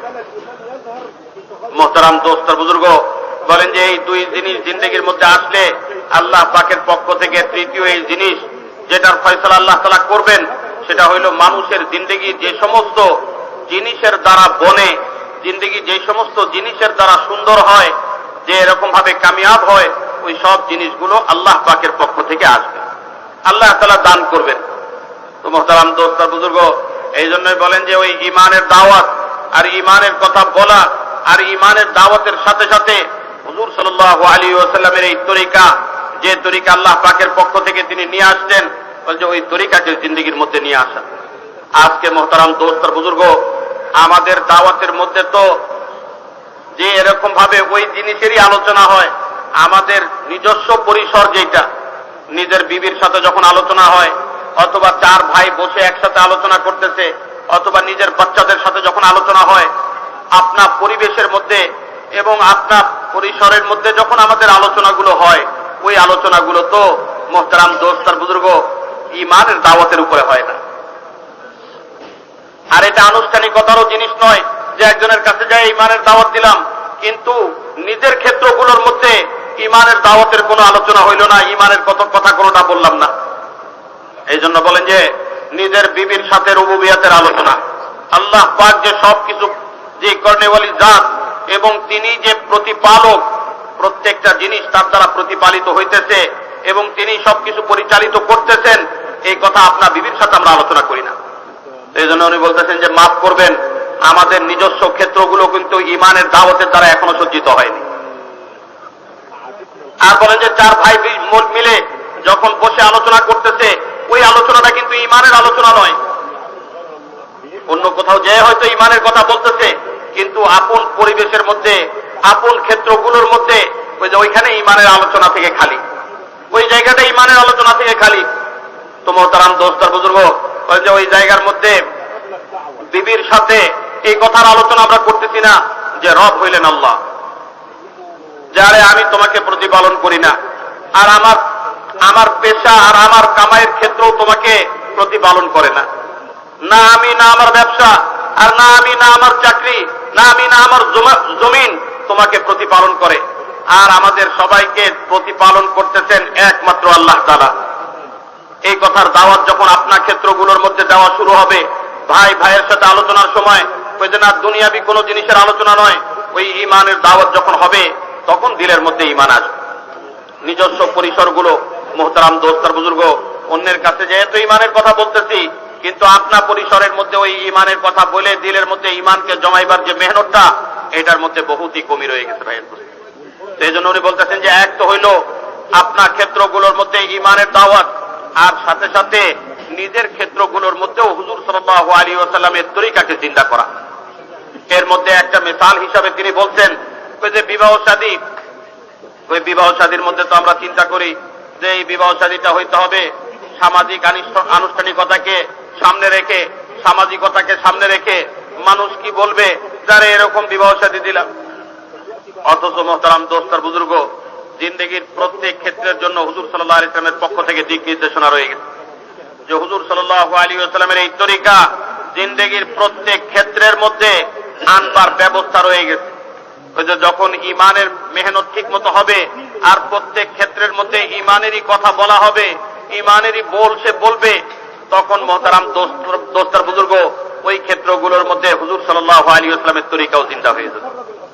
তখন বলে যে বিবাহ শাদীর মধ্যে হুজুর সাল্লাল্লাহু আলাইহি ওয়াসাল্লামের তরিকা দেখবে, কামাই রোজগারের মধ্যে হুজুর সাল্লাল্লাহু আলাইহি ওয়াসাল্লামের তরিকা দেখবে, আর বলেন যে ঘরানো জিন্দগি যাপন করবার মধ্যে হুজুর সাল্লাল্লাহু আলাইহি ওয়াসাল্লামের তরিকা দেখবে। জিন্দগির সব ক্ষেত্রের মধ্যে হুজুর সাল্লাল্লাহু আলাইহি ওয়াসাল্লামের তরিকা চলে আসবে। তো মোহতারাম দোস্ত আর বুজুর্গ, এই লা ইলাহা ইল্লাল্লাহর উপরে ইয়াকিন যখন মজবুত হবে, আর মুহাম্মদুর রাসূলুল্লাহ সাল্লাল্লাহু আলাইহি ওয়াসাল্লামের উপরে ইয়াকিন মজবুত হওয়ার সাথে সাথে জিন্দগির মধ্যে যখন ওনার তরিকা জিন্দা হয়ে যাবে, তখন আল্লাহ পাকের পক্ষ থেকে, আসমান থেকে ওই ব্যক্তির জন্য কামিয়াবির ফয়সালা নামবে, খোদায়ে পাকের পক্ষ থেকে তার জন্য কামিয়াবির ফয়সালা।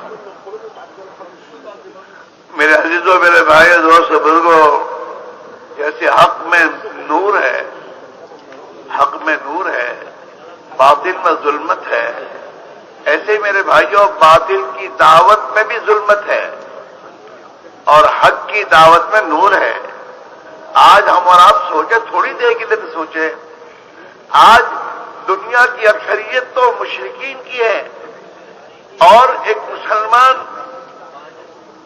2.25 अरब मुसलमान दुनिया में है, लेकिन इस 2.25 अरब मुसलमानों की जबान पर कौन सी दावत है? इसकी जबान पर भी बातिल की दावत है। दावत है इसकी जबान पर? नहीं, ऐसी बात नहीं है। इस मुसलमान की जबान पर दावत है, लेकिन बातिल की दावत है। अल्लाह के सिवा किसी भी मखलूक से होना बोलना ये बातिल की दावत है। दुकान से होगा, कारोबार से होगा, माल से होगा, पैसों से होगा, पेट्रोल से होगा, फला से होगा, अल्लाह से होगा, ये तो बोलता ही नहीं है। ये तमाम बातिल की दावत है। ताकत कुव्वत से होगा, ये बातिल की दावत है और बातिल की दावत में जुल्मत है। आज पूरी दुनिया में अंधेरे और जुल्मत के बादल छाए हुए हैं। कहां छक आएगा? ये कहा जा रहा हो मुसलमान, कम से कम तू तो हक की दावत को जबान पर ला इलाहा इल्लल्लाह बोल और ला इलाहा इल्लल्लाह की दावत दे, इस बुनियाद पर दे ताकि इस ला इलाहा इल्लल्लाह का नूर दुनिया की फिजाओं में छा जाए और बातिल दुनिया में मगलूब हो और हक की दावत दुनिया में चले। जब हक की दावत दुनिया में चलेगी, मेरी तुम्हारी जबानों पर, मेरे तुम्हारे बच्चों की जबान पर, मेरे तुम्हारे घरों पर, और ये मुसलमान दुनिया में कि जिस मुल्क में रह रहा है, चाहे किसी मकसद के लिए गया हो, वहां अगर हक की दावत के साथ ये वहां की गली कूचों में चलता रहेगा और दावत की इस बुनियाद पर दावत देता रहेगा कि अल्लाह ताला शानो हक के नूर को इन फिजाओं में आम कर दे ताकि दुनिया के इंसानों को हिदायत मिले और दुनिया का इंसान आखिरत की अबदी हलाकतों से बचकर दुनिया और आखिरत में कामयाब हो जाए। इस मकसद को बनाकर इसी को अपनी जिंदगी का मकसद समझना है और इसी बुनियादों को लेकर दुनिया में चलना है और एक एक फर्द उम्मत की जबान पर इस हक की दावत को लाने की मेहनत है। अगर हम और आप इसको फिक्र में लें, मकसद बनाएं और अल्लाह से भी दुआएं मांगें, अपनी बस की कोशिश हमारे जिम्मे है, नतीजा अल्लाह के हाथ में है। अल्लाह ने हमारे जिम्मे ज्यादा, मेरे दोस्तों, कोशिश नहीं रखी है। तुम्हारे बस में जितना इतना करो, तुम्हारी ताकत के बाहर का कोई मुतालबा नहीं है, लेकिन हमारे जिम्मे हमारी शितान के एतबार से हक को दुनिया में जिंदा करने के लिए हक की मेहनत को लेकर चलना और हक की मेहनत को सहाबा की तरतीब पर अपने आप को लाना कि सहाबा ने हुजूर पाक अलैहिस्सलातु वस्सलाम की सोहबत में रहकर हक की मेहनत को क्या समझा था, कैसे समझा था, इसके लिए किन कुर्बानियों का तकाजा इनसे किया गया था और सहाबा ने जिन कुर्बानियों के साथ इस हक की मेहनत को दुनिया में जिंदा किया, अगर आज हम और आप थोड़ी सी कुर्बानी देकर उस मेहनत को जिंदा करें अपनी जात में, अपने घरों में, अपने बच्चों में, एक एक फर्द उम्मत की जिंदगी में, और हर फर्द उम्मत की जिंदगी, हर फर्द उम्मती का, हर फर्द का, उम्मत के हर फर्द का मकसद अगर ये हो जाए, अल्लाह का कलमा दुनिया में बुलंद हो जाए, अल्लाह का दीन दुनिया में जिंदा हो जाए, ये दुनिया की इंसान अपने हाथों अपनी हलाकतों के असबाब तैयार कर रहे हैं, ये हलाकत से बच जाएं और अल्लाह की अबदी रहमत में, अल्लाह की रहमत के आगोश में आ जाएं। ये दिल में रहमत पैदा करके खुदा की मखलूक पर रहम खाकर अगर हम और आप अपनी जिंदगी के मकसद को सही रूप पर ले आएंगे, अल्लाह ताला शान हमें भी अपनी रहमतों से मालामाल करते हुए, हमारी क़यामत तक की नस्लों को खुदा रहमतों से मालामाल करते हुए दुनिया के इंसानों, जिन खुदा खुशनसीब इंसानों के मुकद्दर में अल्लाह ने हिदायत रखी है, उन्हें हिदायत मिल जाएगी और हमें पूरी दुनिया के इंसानों के लिए रहमत बनने का और पूरी दुनिया के इंसानों के हिदायत पर आने की नीयत से मेहनत करने का सवाब खुदा हमें अता फरमा देगा। तो मोहतरम दोस्त बुजुर्गो, বলতেছেন এই কথা, যেরকম আল্লাহ তাআলা হকের মধ্যে নূর রাখছেন আর বাতিলের মধ্যে অন্ধকার রাখছেন, হকটা হইল নূর আলো, আর বাতিলটা হইল জুলমত, অন্ধকার। ঠিক মোহতারাম দোস্তার বুজুর্গ, এরকম হকের দাওয়াতের মধ্যে আল্লাহ তাআলা নূর রাখছেন, আর বাতিলের দাওয়াতের মধ্যে জুলমত আর অন্ধকার রেখে দিন। হকের দাওয়াতের মধ্যে আল্লাহ তাআলা এরকম নূর রাখছেন, এরকম আলো রাখছেন, যখন এই দাওয়াত দেওয়া হবে এবং এই দাওয়াত চলতে থাকবে, তো তখন পরিবেশের মধ্যে এই নূর প্রকাশ পেয়ে যাবে, পরিবেশের মধ্যে এই নূর প্রকাশ পেয়ে যাবে এবং পরিবেশ আলোকিত হয়ে যাবে। যে এরকম ভাবে আল্লাহ তাআলা আমাদেরকে হেফাজত করেন।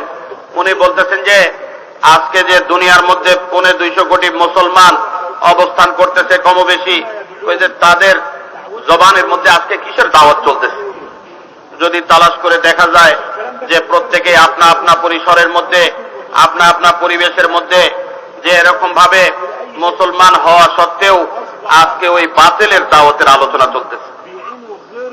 আপনা পরিবারের মধ্যে, আপনা পরিসরের মধ্যে, আপনা পরিবেশের মধ্যে ওই একই দাওয়াত সে দিতেছে যেটা আজকে বাতিল দিয়ে চলতেছে, যার কারণে ওই পরিবেশের মধ্যে ওই নূর আসতেছে না, ওই আলো আজকে পরিস্ফুটিত হইতেছে না। আজকে মোহতারাম দোস্তার বুজুর্গ বলেন যে ওই বাতিলের আলোচনা, আর বাতিলটা কি? ওই যে আল্লাহর গায়ের যত জিনিস আছে ওই সবই বাতিল। আল্লাহ ছাড়া যে সব জিনিসের আলোচনা, এগুলো থেকে হওয়ার কথা আর এগুলো থেকে যে হইতেছে এই আলোচনা, ওই যে এটা আজকে পরিবেশকে অন্ধকারাচ্ছন্ন করে দিতেছে, পুরা দুনিয়ার পরিবেশকে অন্ধকারাচ্ছন্ন করে দিতেছে। মুসলমানদের এক একটা ঘরকে, মুসলমানদের এক এক পরিবেশকে এটা অন্ধকারাচ্ছন্ন করে দিতেছে।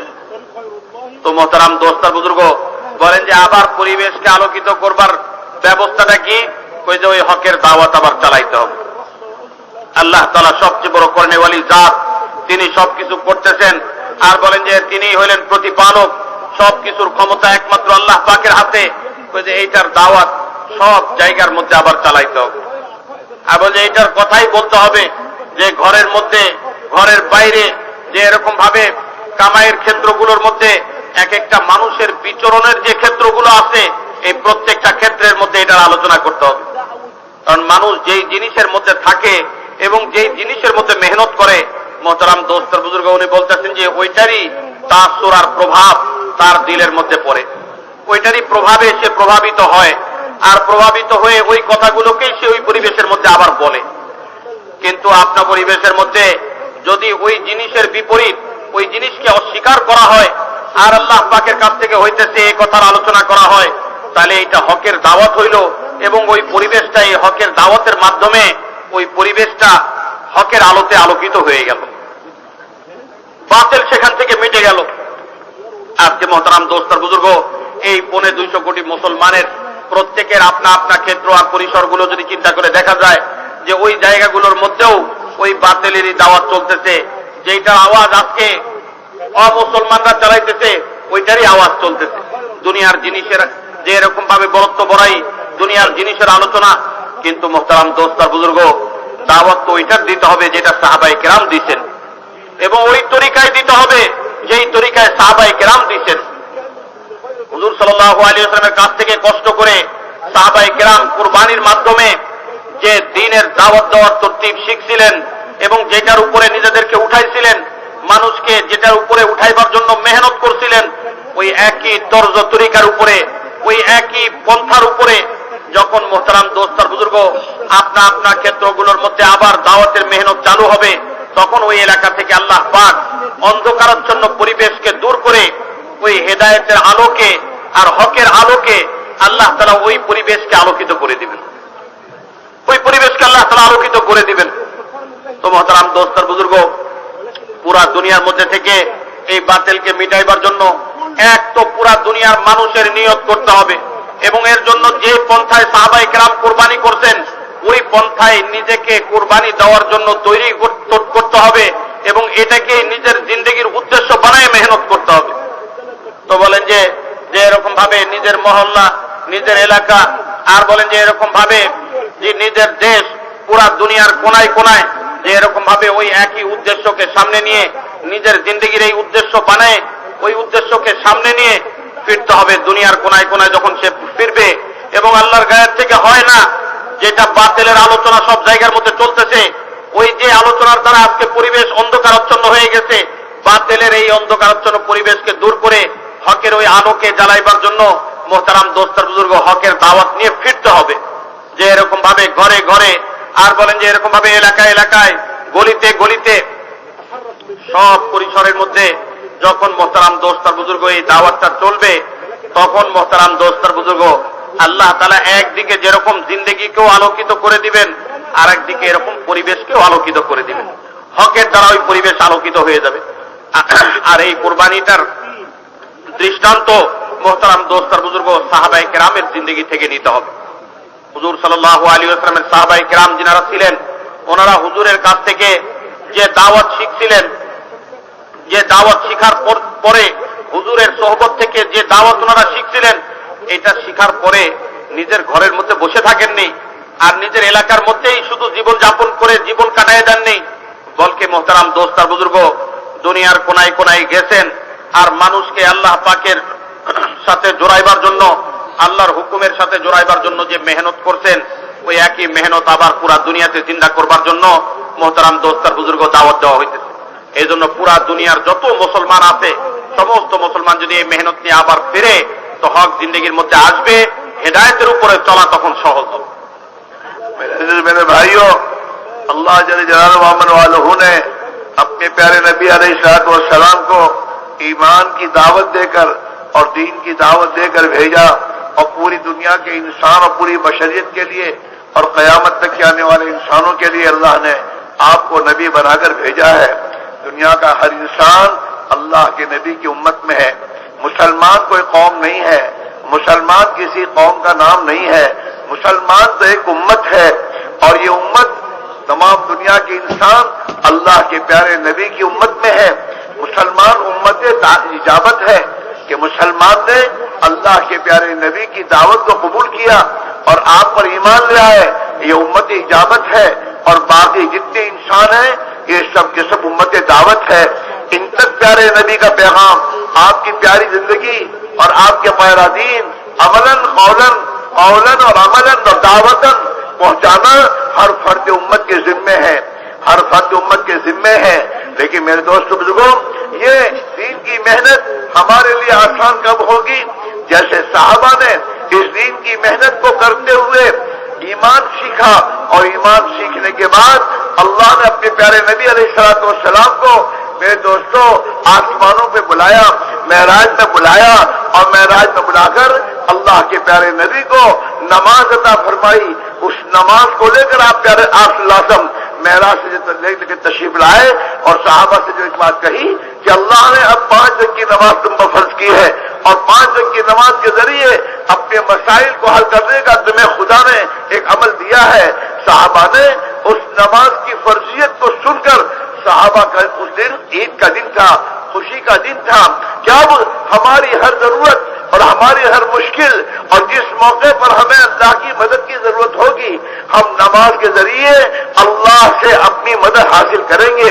ये मेरे दोस्तों, नमाज, साहबा ने नमाज को हमारी तो नहीं समझा था चलते फिरते भागते दौड़ते नमाज पढ़ी जाए।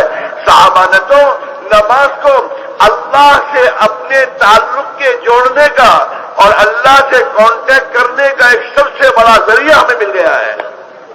ये साहबा ने समझा था कि हम नमाज के जरिए अल्लाह से अपने ताल्लुक को जुड़ेंगे। अल्लाह के नबी ने इस बात को फरमाया है, अस्सलातु सिलतुन बैनल अब्दि व रब्बी, नमाज अल्लाह और उसके बंदे के दरमियान में एक कांटेक्ट है, सिला है, ताल्लुक जोड़ने का एक रास्ता है।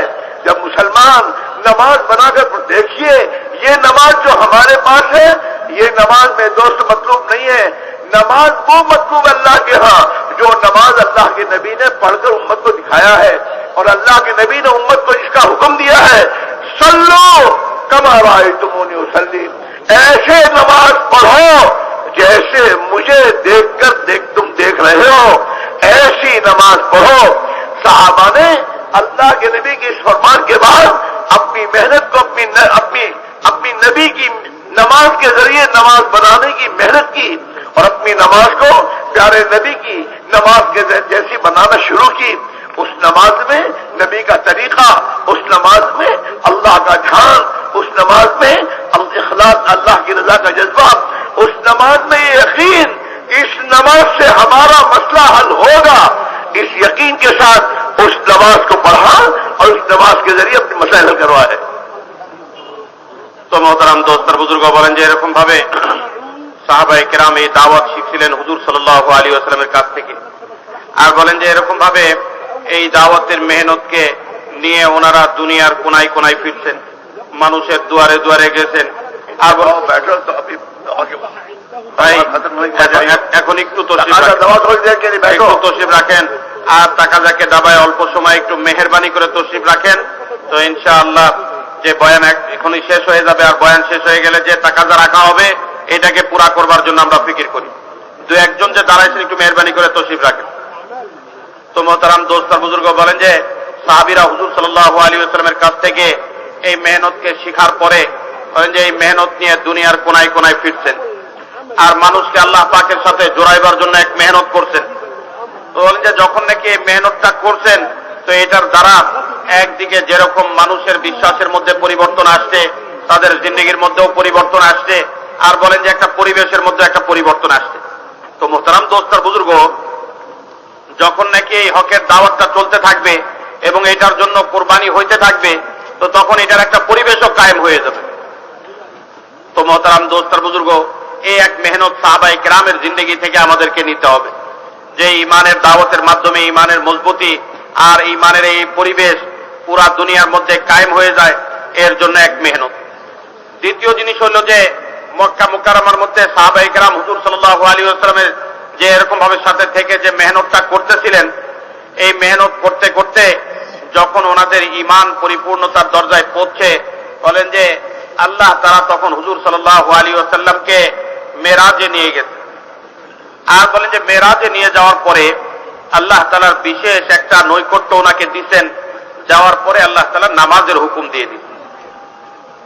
আর বলেন যে নামাজের হুকুম যে হুজুর সাল্লাল্লাহু আলাইহি ওয়াসাল্লাম সাহাবায়ে কেরামের জন্য নিয়ে আসতেন, আর বলেন যে আসমান থেকে আল্লাহ পাকের পক্ষ থেকে এই হুকুমকে নিয়ে আসতেন।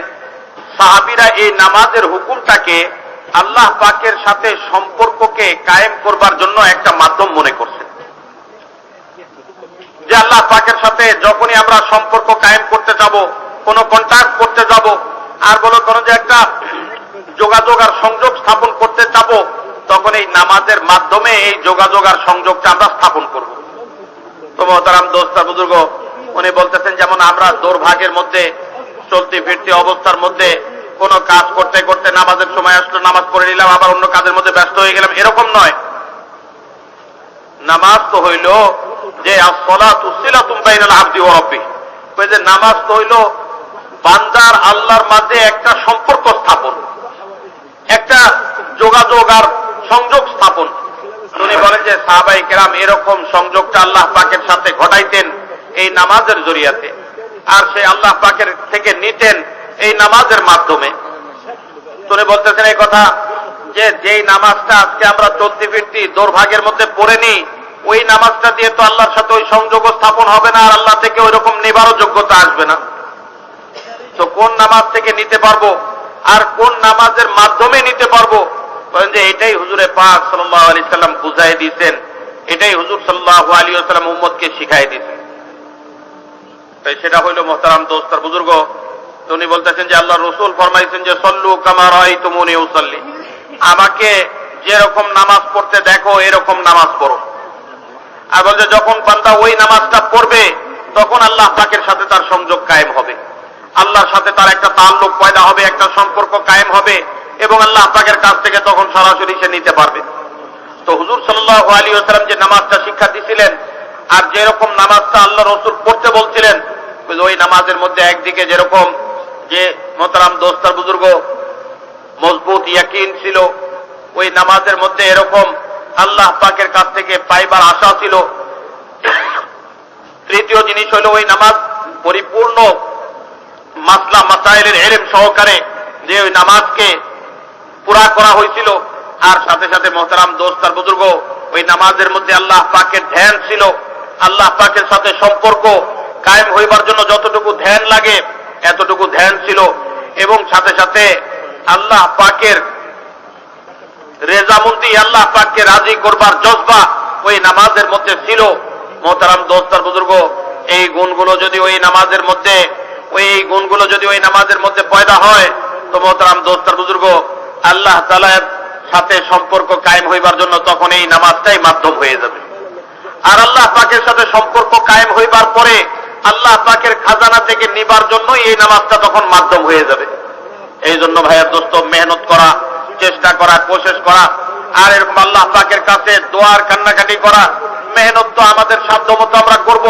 বাকি এই ফলাফলটুকু আল্লাহ পাকের পক্ষ থেকে নির্ধারিত হবে যে আল্লাহ তাআলা আমাদের এই আমলের উপরে, আমাদের এই মেহনতের উপরে আল্লাহর খাজানা থেকে তখন আমাদেরকে দিবেন।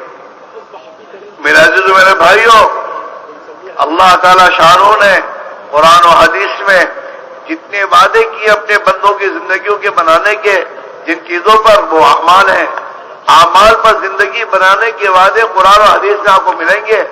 चीजों और डिग्रियों पर जिंदगी बनने के मेरे दोस्त वादे नहीं मिलेंगे। हमने यकीनी रास्ता छोड़ा है और हम जन्नी रास्तों पर चल रहे हैं। हम ये समझते हैं अपने बच्चों को डॉक्टर बना देंगे, इंजीनियर बना देंगे, दुनिया की डिग्रियां हासिल करवा देंगे, उनकी जिंदगी बन जाएगी। कभी नहीं बनेगी। इस पर खुदा का वादा नहीं है। खुदा का वादा तकवे पर है, खुदा का वादा तवक्कुल पर है, खुदा का वादा आमाल सालिहा पर है। कुरान पाक में आपको ये तमाम वादे मिलेंगे। अल्लाह के वादे हक हैं, सच हैं। हम ये नहीं कह रहे डॉक्टर मत बनाओ, ये मत बनाओ। हम ये कहते हैं दुनिया की डिग्रियां हासिल करने से पहले इन्हें मुत्तकी बनाओ, इन्हें ईमान वाले बनाओ, इन्हें अल्लाह वाले पहले बनाओ। ये पहले अल्लाह वाले बने, ये पहले नबी वाले बने, फिर ये सब कुछ बने। फिर इनका दुनिया के शोबों में जाना ये हिदायत के फैलने का जरिए बनेगा। इनकी जिंदगियां खुदा बनाएगा। ये दुनिया में नबी के नाइब बनकर नबी की बात को लेकर और दावत को लेकर दुनिया में चलेंगे। खुदा इन बुनियादों पर इन्हें इज्जत देगा। ये दुनिया की कौमों के इमाम बनेंगे। आज तो ये मेरे दोस्तों मुक्तदी बने हुए हैं, कल को जब नबी की जिम्मेदारी को लेकर और अपने अंदर ईमानी सिफात को लेकर, अल्लाह की अपनियत की जिंदगी लेकर, तकवा और तवक्कुल और मेरे तो सिफात ईमानियत के साथ जब ये अपने शौबों में चलेंगे तो मेरे दोस्तों ये दुनिया में दुनिया की कौमों के इमाम बनेंगे और दुनिया की कौमों के लिए रहबर बनेंगे और खुदा इन्हें दुनिया में इज्जत देगा। लिहाजा ये इल्म, कुरान पाक का इल्म, हदीस का इल्म, ये हमारी जिंदगियों में, हमारी औलादों में, हमारे खानदानों में इसे हमें जिंदा करने की जरूरत है। और हम मेरे दोस्तों इस इल्म की रोशनी में जिंदगी गुजारने वाले बने।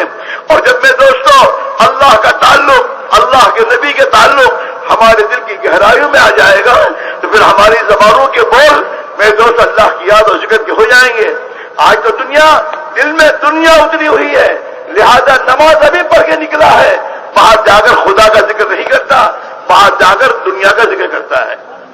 जब अल्लाह का ताल्लुक दिल की गहराई में उतरेगा, प्यारे आका सल्लल्लाहु अलैहि वसल्लम की मोहब्बत दिल की गहराई में जब उतर जाएगी तो फिर मेरे दोस्तों इसकी जबान का बोल अल्लाह और अल्लाह के रसूल को बातें होंगी। लिहाजा मेरे भाइयों, हम और आप जो हैं अपने घरों में इस इल्म की महत्व को जिंदा करें और हमें हमारे नबी ने जैसे अल्लाह का हक बताया है, अल्लाह की मखलूक के हुकूक बताए हैं, अल्लाह के मखलूक के हुकूक अदा करने के लिए हमें अपनी जिंदगी में इस बात को मेहनत करनी होगी और वो अल्लाह की मखलूक के हुकूक मालूम करने होंगे और उसके अदा करने का फिक्र अपने अंदर पैदा करना होगा। वरना और अखलाक ये हमारी जिंदगी में आने लाने होंगे। जब तक अखलाक हमारी जिंदगी में नहीं आते, नबी की दावत दुनिया में नहीं चलेगी। नबी की दावत दुनिया में चलेगी अखलाक से। अखलाक हमारी जिंदगी में आएंगे ईमान और इबादत पर मेहनत करते करते। जब हम सही मेहनत करने वाले बनेंगे तो अल्लाह ताला अखलाक हमारी जिंदगी में वो सिफात हमीदा हमें अता फरमावेगा। और अखलाक के साथ अल्लाह और कोई गरज न हो, ये दुनिया कमीना हमें नहीं चाहिए। ये दुनिया कमीना जिनको है उनको दे दो, हमें तो अल्लाह चाहिए, हमें तो अल्लाह की रज़ा चाहिए, हमें तो अल्लाह का दीन दुनिया में जिंदा हो, चाहे हमारी जिंदगी पूरी हो जाए। हम हमारी मकसद जिंदगी ये होगी और इस बुनियाद पर हम दुनिया में मेहनत करेंगे और अल्लाह ताला शानों से दुआ मांगेंगे तो अल्लाह ताला शानों हमारी मेहनतों को कबूल फरमाकर खुदा हमें भी अपनी अपनी जिंदगी में अता फरमाकर हमें अपना बना लेगा और दुनिया में हक जिंदा हो जाएगा और हक के जिंदा होने का जरिया करार दिए जाएंगे और आखिरत में अल्लाह ताला शानों हमें अपने नबी की लिवाउल हम्द में हमें नबी के साथ हमें हमारा हज फरमा देगा। তো মোহতারাম দোস্ত আর বুজুর্গ বলতেছেন এই কথা যে দুনিয়ার ডিগ্রি, দুনিয়ার জিনিস, দুনিয়ার চিজ আর আসবাবের দ্বারা যে এরকম ভাবে আমাদের প্রয়োজন পুরা হবে, আমাদের সমস্ত চাহিদা মিটে যাবে, এরকম কোন ওয়াদা কোরআন এবং হাদিসের মধ্যে আপনাদের মিলবে না। কোরআন এবং হাদিসের কোন জায়গার মধ্যে এটা মিলবে না যে দুনিয়াবি যে সমস্ত চিজ আর আসবাব একজন মানুষের মালিকানাধীনে থাকে অথবা হইতে পারে, এই সমস্ত চিজ আর আসবাবের দ্বারা তার যে কোনো প্রয়োজন পুরা হয়ে যাবে, বলেন যে এরকম কোন ওয়াদা কোরআন আর হাদিসে নাই। বলেন যে কোরআন এবং হাদিসের মধ্যে যে ওয়াদাটা আছে সেটা হইল আল্লাহ পাকের হুকুমের পিছনে যতগুলো হুকুম আছে ততগুলো ওয়াদা, ততোধিক ওয়াদা। এবং এই হুকুমগুলোর পিছনে মোহতারাম দোস্তার বুজুর্গ আল্লাহ পাক ওয়াদা করতেন, এর মধ্যে কিছু গুণাবলীও আছে যেগুলো মনে করেন যে তাকওয়ার পিছনে আল্লাহ পাকের ওয়াদা আছে, তাওয়াক্কুলের পিছনে আল্লাহ পাকের ওয়াদা আছে, আল্লাহর ভয়, আল্লাহর উপরে ভরসা। আর বলেন যে এরকম ভাবে আল্লাহর হুকুম পুরা করার পিছনে আল্লাহ পাকের ওয়াদা আছে। আর বলেন যে এরকম ভাবে যখন একজন মানুষ আল্লাহ পাকের হুকুমকে পুরা করবে তো আল্লাহ পাকের পক্ষ থেকে তার ওয়াদাও তার জিন্দেগির মধ্যে পুরা হবে। কিন্তু মোহতারাম দোস্ত আর বুজুর্গ, দুনিয়াতে আজকে যে মাল আসবাব এবং দুনিয়াতে আজকে যে ডিগ্রি আর নৌকরি দেখতেছি, বলেন যে এগুলার কোনোটার পিছনে আল্লাহ পাকের ওয়াদা নেই। আসমানি এলেম তো আমাদেরকে এটাই শিক্ষা দিতেছে যে আল্লাহর হুকুমের পিছনে ওয়াদা, আর আল্লাহ পাক যেটা চান বান্দার কাছ থেকে, যে ওইটা যখন বান্দা পুরা করে তখন আল্লাহ পাকের ওয়াদা পুরা হয়। বাকি যেগুলো আল্লাহ তাআলা দুনিয়াতে পয়দা করছেন এগুলো তো আমাদের পরীক্ষার জন্য, আর এগুলো আমাদের যে এরকম ভাবে এগুলোর মাধ্যমে আমাদের জিন্দেগির মধ্যে আল্লাহ পাকের ওয়াদাকে পুরা করাইবার জন্য নয়, বলকে এগুলোর দ্বারা আল্লাহ তাআলা আমাদেরকে পরীক্ষা করতেছেন। উনি বলছেন যে এরকম ভাবে এই জন্যই ছেলেকে ডাক্তার বানানো, ইঞ্জিনিয়ার বানানো, বলেন যে এগুলোর মাধ্যমে জিন্দেগি বনবে। আর বলেন যে মাল কামাই এটার মাধ্যমে জিন্দেগি বনবে, দুনিয়ার চিজ আর আসবাব এটার মাধ্যমে জিন্দেগি বনবে, ওই যে এরকম কোনো ওয়াদা নেই। উনি বলেন যে কিসের মাধ্যমে জিন্দেগি বনবে, ওই যে আল্লাহ পাকের ওয়াদা পুরা হইলে জিন্দেগি বনবে। যখন আমার জিন্দেগির মধ্যে আল্লাহর ওয়াদা পুরা হবে তখন আমার জিন্দেগি বনবে। আর আল্লাহর ওয়াদা আমার জিন্দেগির মধ্যে ওই সময় পুরা হবে যখন আমি আমার জিন্দেগির মধ্যে আল্লাহ পাকের হুকুমকে পুরা করব। আল্লাহ পাক যে সমস্ত গুণাবলী পছন্দ করেন এগুলোকে জিন্দা করব। এই জন্য বলেন যে উনি বলতেছেন যে ছেলেকে ডাক্তার বানানো আর ইঞ্জিনিয়ার বানানোর ব্যাপারে আমি মানা করতেছি না। ওই যে ডাক্তার বানানো, ইঞ্জিনিয়ার বানানো আর দুনিয়ার শিক্ষায় শিক্ষিত করা, দুনিয়ার সম্পদে সম্পদশালী করা, ওই যে এগুলোতে মানা করতেছি না বা কোনো অসুবিধা নাই। ওই যে আগে তো ডাক্তার বানাইবার আগে তাকে তাকওয়াওয়ালা বানাই দিই, ইমানওয়ালা বানাই দিই, আর আল্লাহওয়ালা বানাই দিই, নবীর ইত্তেবা করনেওয়ালা বানাই দিই, আর তাওয়াক্কুল করনেওয়ালা বানাই দিই, তো আল্লাহ পাক তার জিন্দেগি বানাই দিবেন। আর বলেন যে এরপরে ডাক্তার বানান তো কোনো অসুবিধা নাই। আর বলেন যে এরপরে দুনিয়ার কোন শিক্ষায় তাকে শিক্ষিত করেন, কোনো অসুবিধা নাই, যেহেতু এর মধ্যে সে আল্লাহর হুকুমকে নষ্ট করবে না, নবীর তরিকাকে নষ্ট করবে না। এর জন্য ওই যে সে তাকওয়াওয়ালা বনছে, আল্লাহওয়ালা বনছে, তো আল্লাহ পাকের ওয়াদা তার জিন্দেগির মধ্যে পুরা হওয়া শুরু হয়ে গেছে। তো মোহতারাম দোস্তার বুজুর্গ বলেন যে আসমানি এলেম তো আমাদেরকে এটাই শিখাইতেছে যে আল্লাহ পাক যা কিছু ওয়াদা করছেন এই ওয়াদার বিশ্বাস আমাদের দিলের মধ্যে পয়দা হয়ে যায়। আর সাথে সাথে মোহতারাম দোস্তার বুজুর্গ যে এরকম ভাবে আল্লাহ পাক যে সমস্ত গুণাবলীর পিছনে ওয়াদা করছেন ওই গুণাবলীগুলো, ওই সিফাতগুলো আমাদের জিন্দেগির মধ্যে জিন্দা হয়ে যায়। আর এগুলোকেই জিন্দেগির মধ্যে আনবার জন্য মেহনত যেটা আছে ওই মেহনতটা আমরা পুরা করা শুরু করে দিই। এই জন্য জিন্দেগির কোন ক্ষেত্রের মধ্যে আল্লাহ পাকের কি হুকুম আছে আর আল্লাহ পাক কি গুণের সাথে চলতে বলছেন এগুলোকে তালাশ করা, জিন্দেগির মধ্যে এটাকে পুরা করবার জন্য চেষ্টা করা, তো আল্লাহ পাকের ওয়াদা পুরা হবে জিন্দেগির মধ্যে আর আল্লাহ পাকের পক্ষ থেকে কামিয়াবি আসবে জিন্দেগির মধ্যে। আজকে তো মোহতারাম দোস্তার বুজুর্গ আমরা দুনিয়াতে বিচরণ করতেছি, দ্বীনি মাহৌলকে দিনী মাহৌলকে, দিনী পরিবেশকে অল্প সময়ের জন্য ছাড়ার পরে ওই যে পরিবেশের মধ্যে যাই, ওই পরিবেশের দ্বারা আমরা প্রভাবিত হয়ে যাই, ওই পরিবেশের আলোচনা তখন আমাদের জবানের মধ্যে চলে আসে। মিসাল স্বরূপ উনি বলতেছেন যে এক ব্যক্তি মসজিদ থেকে যে বাইরে পা রাখছে, মসজিদ থেকে কেবল বাইরে বের হইছে, আর বলেন যে বের হওয়ার পরেই দুনিয়ার আলোচনা শুরু করে দিচ্ছে, অথচ এতক্ষণ পর্যন্ত সে আল্লাহ পাকের হুকুমকে পুরা করার মধ্যে, আল্লাহ পাকের ধ্যানের মধ্যে সে ছিল। যখনই এই নামাজ থেকে সে ফারিগ হয়ে মসজিদ থেকে বাইরে গেছে, তো দুনিয়ার আলোচনা এবং দুনিয়ার ধ্যান আর ফিকির তার মধ্যে পয়দা হয়ে গেছে। কিন্তু বলেন যে না, দ্বীনের হুকুমকে পুরা করবার পরে আমাদের দিলের মধ্যে তো এইটার এরকম প্রভাব করতে হবে যে দুনিয়াবি পরিবেশের মধ্যে যাওয়ার পরেও আল্লাহর ইয়াদ আর আল্লাহর স্মরণ আমাদের দিলের ভিতরে যেন বাকি থাকে, আল্লাহর ধ্যান যেন আমাদের দিলের মধ্যে বাকি থাকে। এই জন্য উনি বলেন যে মসজিদ থেকে বাইরে হয়েছে, নামাজ পড়ার পরে এখন দোকানে গেছে, পরিবারের কাছে গেছে, অফিসে গেছে, সেখানেও আল্লাহ পাকের ধ্যানের সাথে এবং আল্লাহ পাকের ইয়াদের সাথে তার সময় কাটতেছে, আর আল্লাহ পাককে স্মরণ করে সে চলতেছে। যে এই যে একদিকে যেরকম আসমানের এলেমের রোশনিতে তার জিন্দগি কাপ যাপন হইতেছে, আর আল্লাহ পাকের পক্ষ থেকে পাঠানো ওই এলেমের ভিত্তিতে তার জিন্দগি চলতেছে, আল্লাহর হুকুম জিন্দগিতে পুরা হইতেছে, এবং এই হুকুম পুরা হওয়ার পরে আল্লাহ পাকের পক্ষ থেকে যে ওয়াদা নাজিল হবে, এই ওয়াদাটা তার জিন্দগির মধ্যে পুরা হবে, এটার বিশ্বাস তার দিলের মধ্যে আছে। সাথে সাথে আল্লাহ পাকের ধ্যানের সাথে, আল্লাহ পাকের ভয়ের সাথে তার জিন্দগি দুনিয়ার বিভিন্ন ক্ষেত্রের মধ্যে যাপিত হইতেছে। এরপরে মোহতারাম দোস্ত আর বুজুর্গ, যে সে যে আল্লাহর হুকুমের উপরে চলে আর আল্লাহর ধ্যানের সাথে চলে, এতটুকুই নয়, অন্য যত মানুষের হক আর পাওনা তার জিন্দগির সাথে সম্পর্ক যুক্ত, এই পাওনাগুলোকে আদায় করবার জন্য সে ফিকির করে। বলে যে এরকম ভাবে দুনিয়ার মধ্যে যত ধরনের পাওনা, যত ধরনের মানুষের পক্ষ থেকে আমার সাথে সম্পর্ক যুক্ত, যে এই সব পাওনাগুলো সে পরিশোধ করবার চেষ্টা করে। যে হকের সম্পর্ক, যে এই সম্পর্কটাকে, এই হকটাকে আদায় করবার জন্য সে ফিকির করে। আর বলে যে যখন নাকি একজন মানুষ ইমানের মেহনত করবে, আর বলে যে সাথে সাথে আল্লাহ পাকের হুকুমকে পুরা করবে, আর আল্লাহ পাকের ভয় আর ধ্যান তার দিলের মধ্যে থাকবে, তো এই মানুষ কখনো একজন মানুষের হক নষ্ট করতে পারে না, কখনো একজন মানুষের হক নষ্ট করতে পারে না।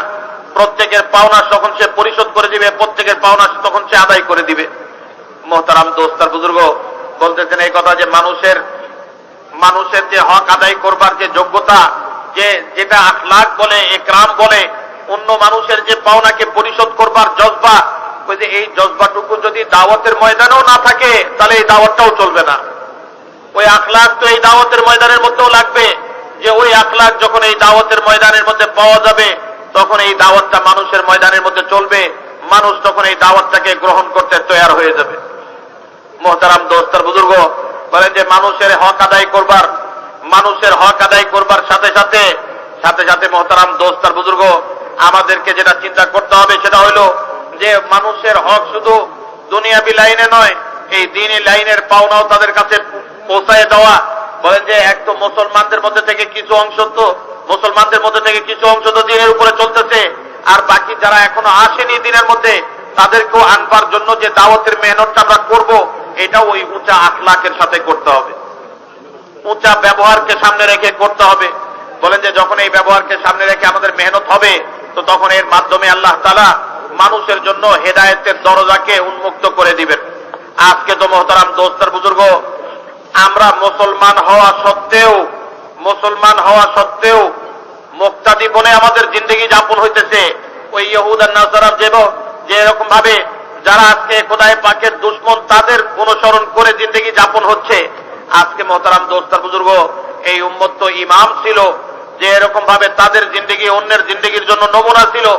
আজকে মোহতারাম দোস্ত আর বুজুর্গ, ওই যে নমুনাটা নাই, যে আজকে যে তারা অন্যের অনুসরণের পিছনে পড়ছে, এর মূল কারণই হইল যে ওই আখলাকের সাথে এই দাওয়াতটা মানুষের ময়দানের মধ্যে হইতেছে না, যার কারণে আজকে মোহতারাম দোস্ত আর বুজুর্গ, মুসলমানও যে আজকে আল্লাহ পাকের হুকুমের উপরে উঠতে পারতেছে না, নিজেও আল্লাহ পাকের হুকুমকে সামনে রেখে চলতে পারতেছে না। আর মোহতারাম দোস্ত আর বুজুর্গ, যে এরকম ভাবে আল্লাহ পাককে সন্তুষ্ট করবার জজবা ছাড়া আল্লাহ পাককে সন্তুষ্ট করবার জজবা ছাড়া অন্য কোনো জজবা দিলের মধ্যে থাকবে না, অন্য কোনো গরজ আর দিলের মধ্যে থাকবে না, একমাত্র আল্লাহ পাককে রাজি করবার জজবা। আর বলেন যে যখন একজন মানুষ তার নিয়তকে ঠিক করে নেয়, আল্লাহ পাককে রাজি করবার নিয়ত করে নেয়, তখন এর মাধ্যমে আল্লাহ তাআলা তার উপরে সন্তুষ্ট হয়ে যান আর তাকে সহি আমলটা করবার জন্য তৌফিক দিয়ে দেন। এই জন্য অন্য কোনো গরজ না আমলের মধ্যে, না মেহনতের মধ্যে, না এরকম ভাবে দাওয়াতের মধ্যে অন্য কোনো গরজ রাখবো না যে আল্লাহ পাকের রেজামন্দি, আল্লাহ পাকের সন্তুষ্টিকে অর্জন করবার নিয়ত ছাড়া। আর বলেন যে যখন নাকি এই সন্তুষ্টিকে অর্জন করে উম্মতের উপরে মেহনত হবে, আর বলেন যে মানুষের দুয়ারে দুয়ারে যাওয়া হবে আর এই মেহনতকে পুরা করা হবে, তখন আল্লাহ তাআলা আমাদেরকে পুরা উম্মতের জন্য যে এরকম ভাবে রাহবার হিসাবে, পথ প্রদর্শক হিসাবে, দিক নির্দেশনা দানকারী হিসাবে আল্লাহ তাআলা গ্রহণ করবেন। আর বলেন যে অন্যের অনুসরণ করে, যারা আল্লাহ পাকের অনুসরণ করে না তাদের অনুসরণ করে তখন আমাদেরকে চলতে হবে না। এই জন্য আগ্রাস থেকে নিজেকে বাঁচায়ে খালিস আল্লাহ পাকের জন্য সব কাজ করার উপরে নিজেকে তৈরি করতে হবে। इसलिए मेरे भाई मेरे अजीजों, ये दीन की अजीम मेहनत जो अल्लाह के प्यारे नबी अलैहिस्सलाम ने हर फर्ज उम्मत के जिम्मे की थी, आज हम और आप इसमें गफलत बरत रहे हैं। जिस मेहनत के छूटने की पायदाश बिना पर मेरे भाइयों हमारी जिंदगी से दीन निकला, हमारे घरों से दीन निकला और हमारी औलादें और हमारे खानदान दीन से हटकर जिंदगी गुजारने वाले बन गए और दुनिया में दीन का फैलना बंद हो गया। दुनिया की कौमों को जो हिदायत मिलने का रास्ता था, आज हमने अमूमी तौर पर दावत की मेहनत छोड़कर इसे मेरे दोस्तों बहुत बड़ा अपना और पूरी इंसानियत का नुकसान किया है। इस पर तो हम अल्लाह से तौबा करें, माफी मांगे अपने लिए, पूरी उम्मत के लिए। हाँ, पूरी उम्मत के लिए माफी मांगे। अल्लाह तेरे नबी अलैहिस्सलाम ने जो जिम्मेदारी हम पर रखी थी, हमने उसमें बड़ी कोताही की है, हमें माफ फरमा दे, पूरी उम्मत को माफ फरमा दे और आइंदा के लिए इस बात को तय करें कि इंशाअल्लाह अब जो जिंदगी के अय्याम बाकी हैं और जो जिंदगी अल्लाह ने दे रखी है, उसे नबी वाले मकसद को जिंदगी का मकसद बनाकर अल्लाह का दीन दुनिया में जिंदा हो और दीन मेरी और मेरे खानदानों में और उम्मत में दीन जिंदा हो जाए और दुनिया की कौमों के लिए हिदायत के दरवाजे खुल जाएं। इसके लिए हमें खत्म नबूवत वाली इस अजीम मेहनत को अपनी जिंदगी का मकसद बनाकर जान माल की कुर्बानी के साथ अल्लाह की राह में अपने आप को ठकाना होगा और अपनी कुर्बानी देनी होगी जैसे सहाबा ने कुर्बानियां दी हैं। सहाबा ने अल्लाह के दीन के खातिर हर लाइन की कुर्बानी दी है। हुजूर पाक अलैहिस्सलाम ने जिंदगी पर कुर्बानी दी है। आपने जिंदगी पर 2 वक्त खाना पेट भर के नहीं खाया, 2 वक्त खाना आपने नहीं खाया, आपने घर में 2-2 महीनों तक चूल्हा नहीं जला और आपने इसको बर्दाश्त किया है। और सहाबा ने अपने पेट पर पत्थर बांधे हैं, सहाबा ने फाके बर्दाश्त किए हैं, अल्लाह की राह में तकलीफें उठाई हैं, इसलिए कि अल्लाह की राह की तकलीफें अल्लाह के यहाँ बड़ी बड़ी महबूब हैं। अल्लाह रब्बुल इज्जत ने अपने रास्ते की मेहनत करने वालों के लिए बड़ी बड़ी बशारत सुनाई है और बड़ी बड़ी खुशखबरियां दी है। अगर हम और आप इस राह में निकलेंगे, अल्लाह की राह में निकलकर मेहनत करेंगे, कुर्बानी देंगे, सबसे पहली बात तो यह है अल्लाह की मदद के हम मुस्तहिक बन जाएंगे। या अय्युहल्लज़ीना आमनू इन तंसुरुल्लाह यंसुरकुम व युसब्बित अक़दामकुम।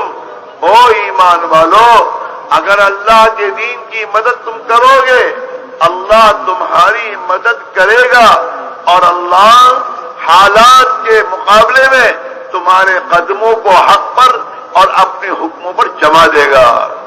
लिहाजा मेरे दोस्तों, हक पर जमने का रास्ता अल्लाह की मदद का रास्ता, अल्लाह के रास्ते की मेहनत है, अल्लाह के दीन का मददगार बनना है। और अल्लाह ने अपने हर बंदे से इसका मुतालबा किया है। या अय्युहल्लज़ीना आमनू कूनू अंसारल्लाह। ओ ईमान वालो, अल्लाह के दीन के मददगार बन जाओ। अगर हमने दीन की मदद की बुनियाद पर दीन दुनिया में जिंदा हो, दीन को पानी पहुंचाना है, नुसरत के माने पानी पहुंचाना है।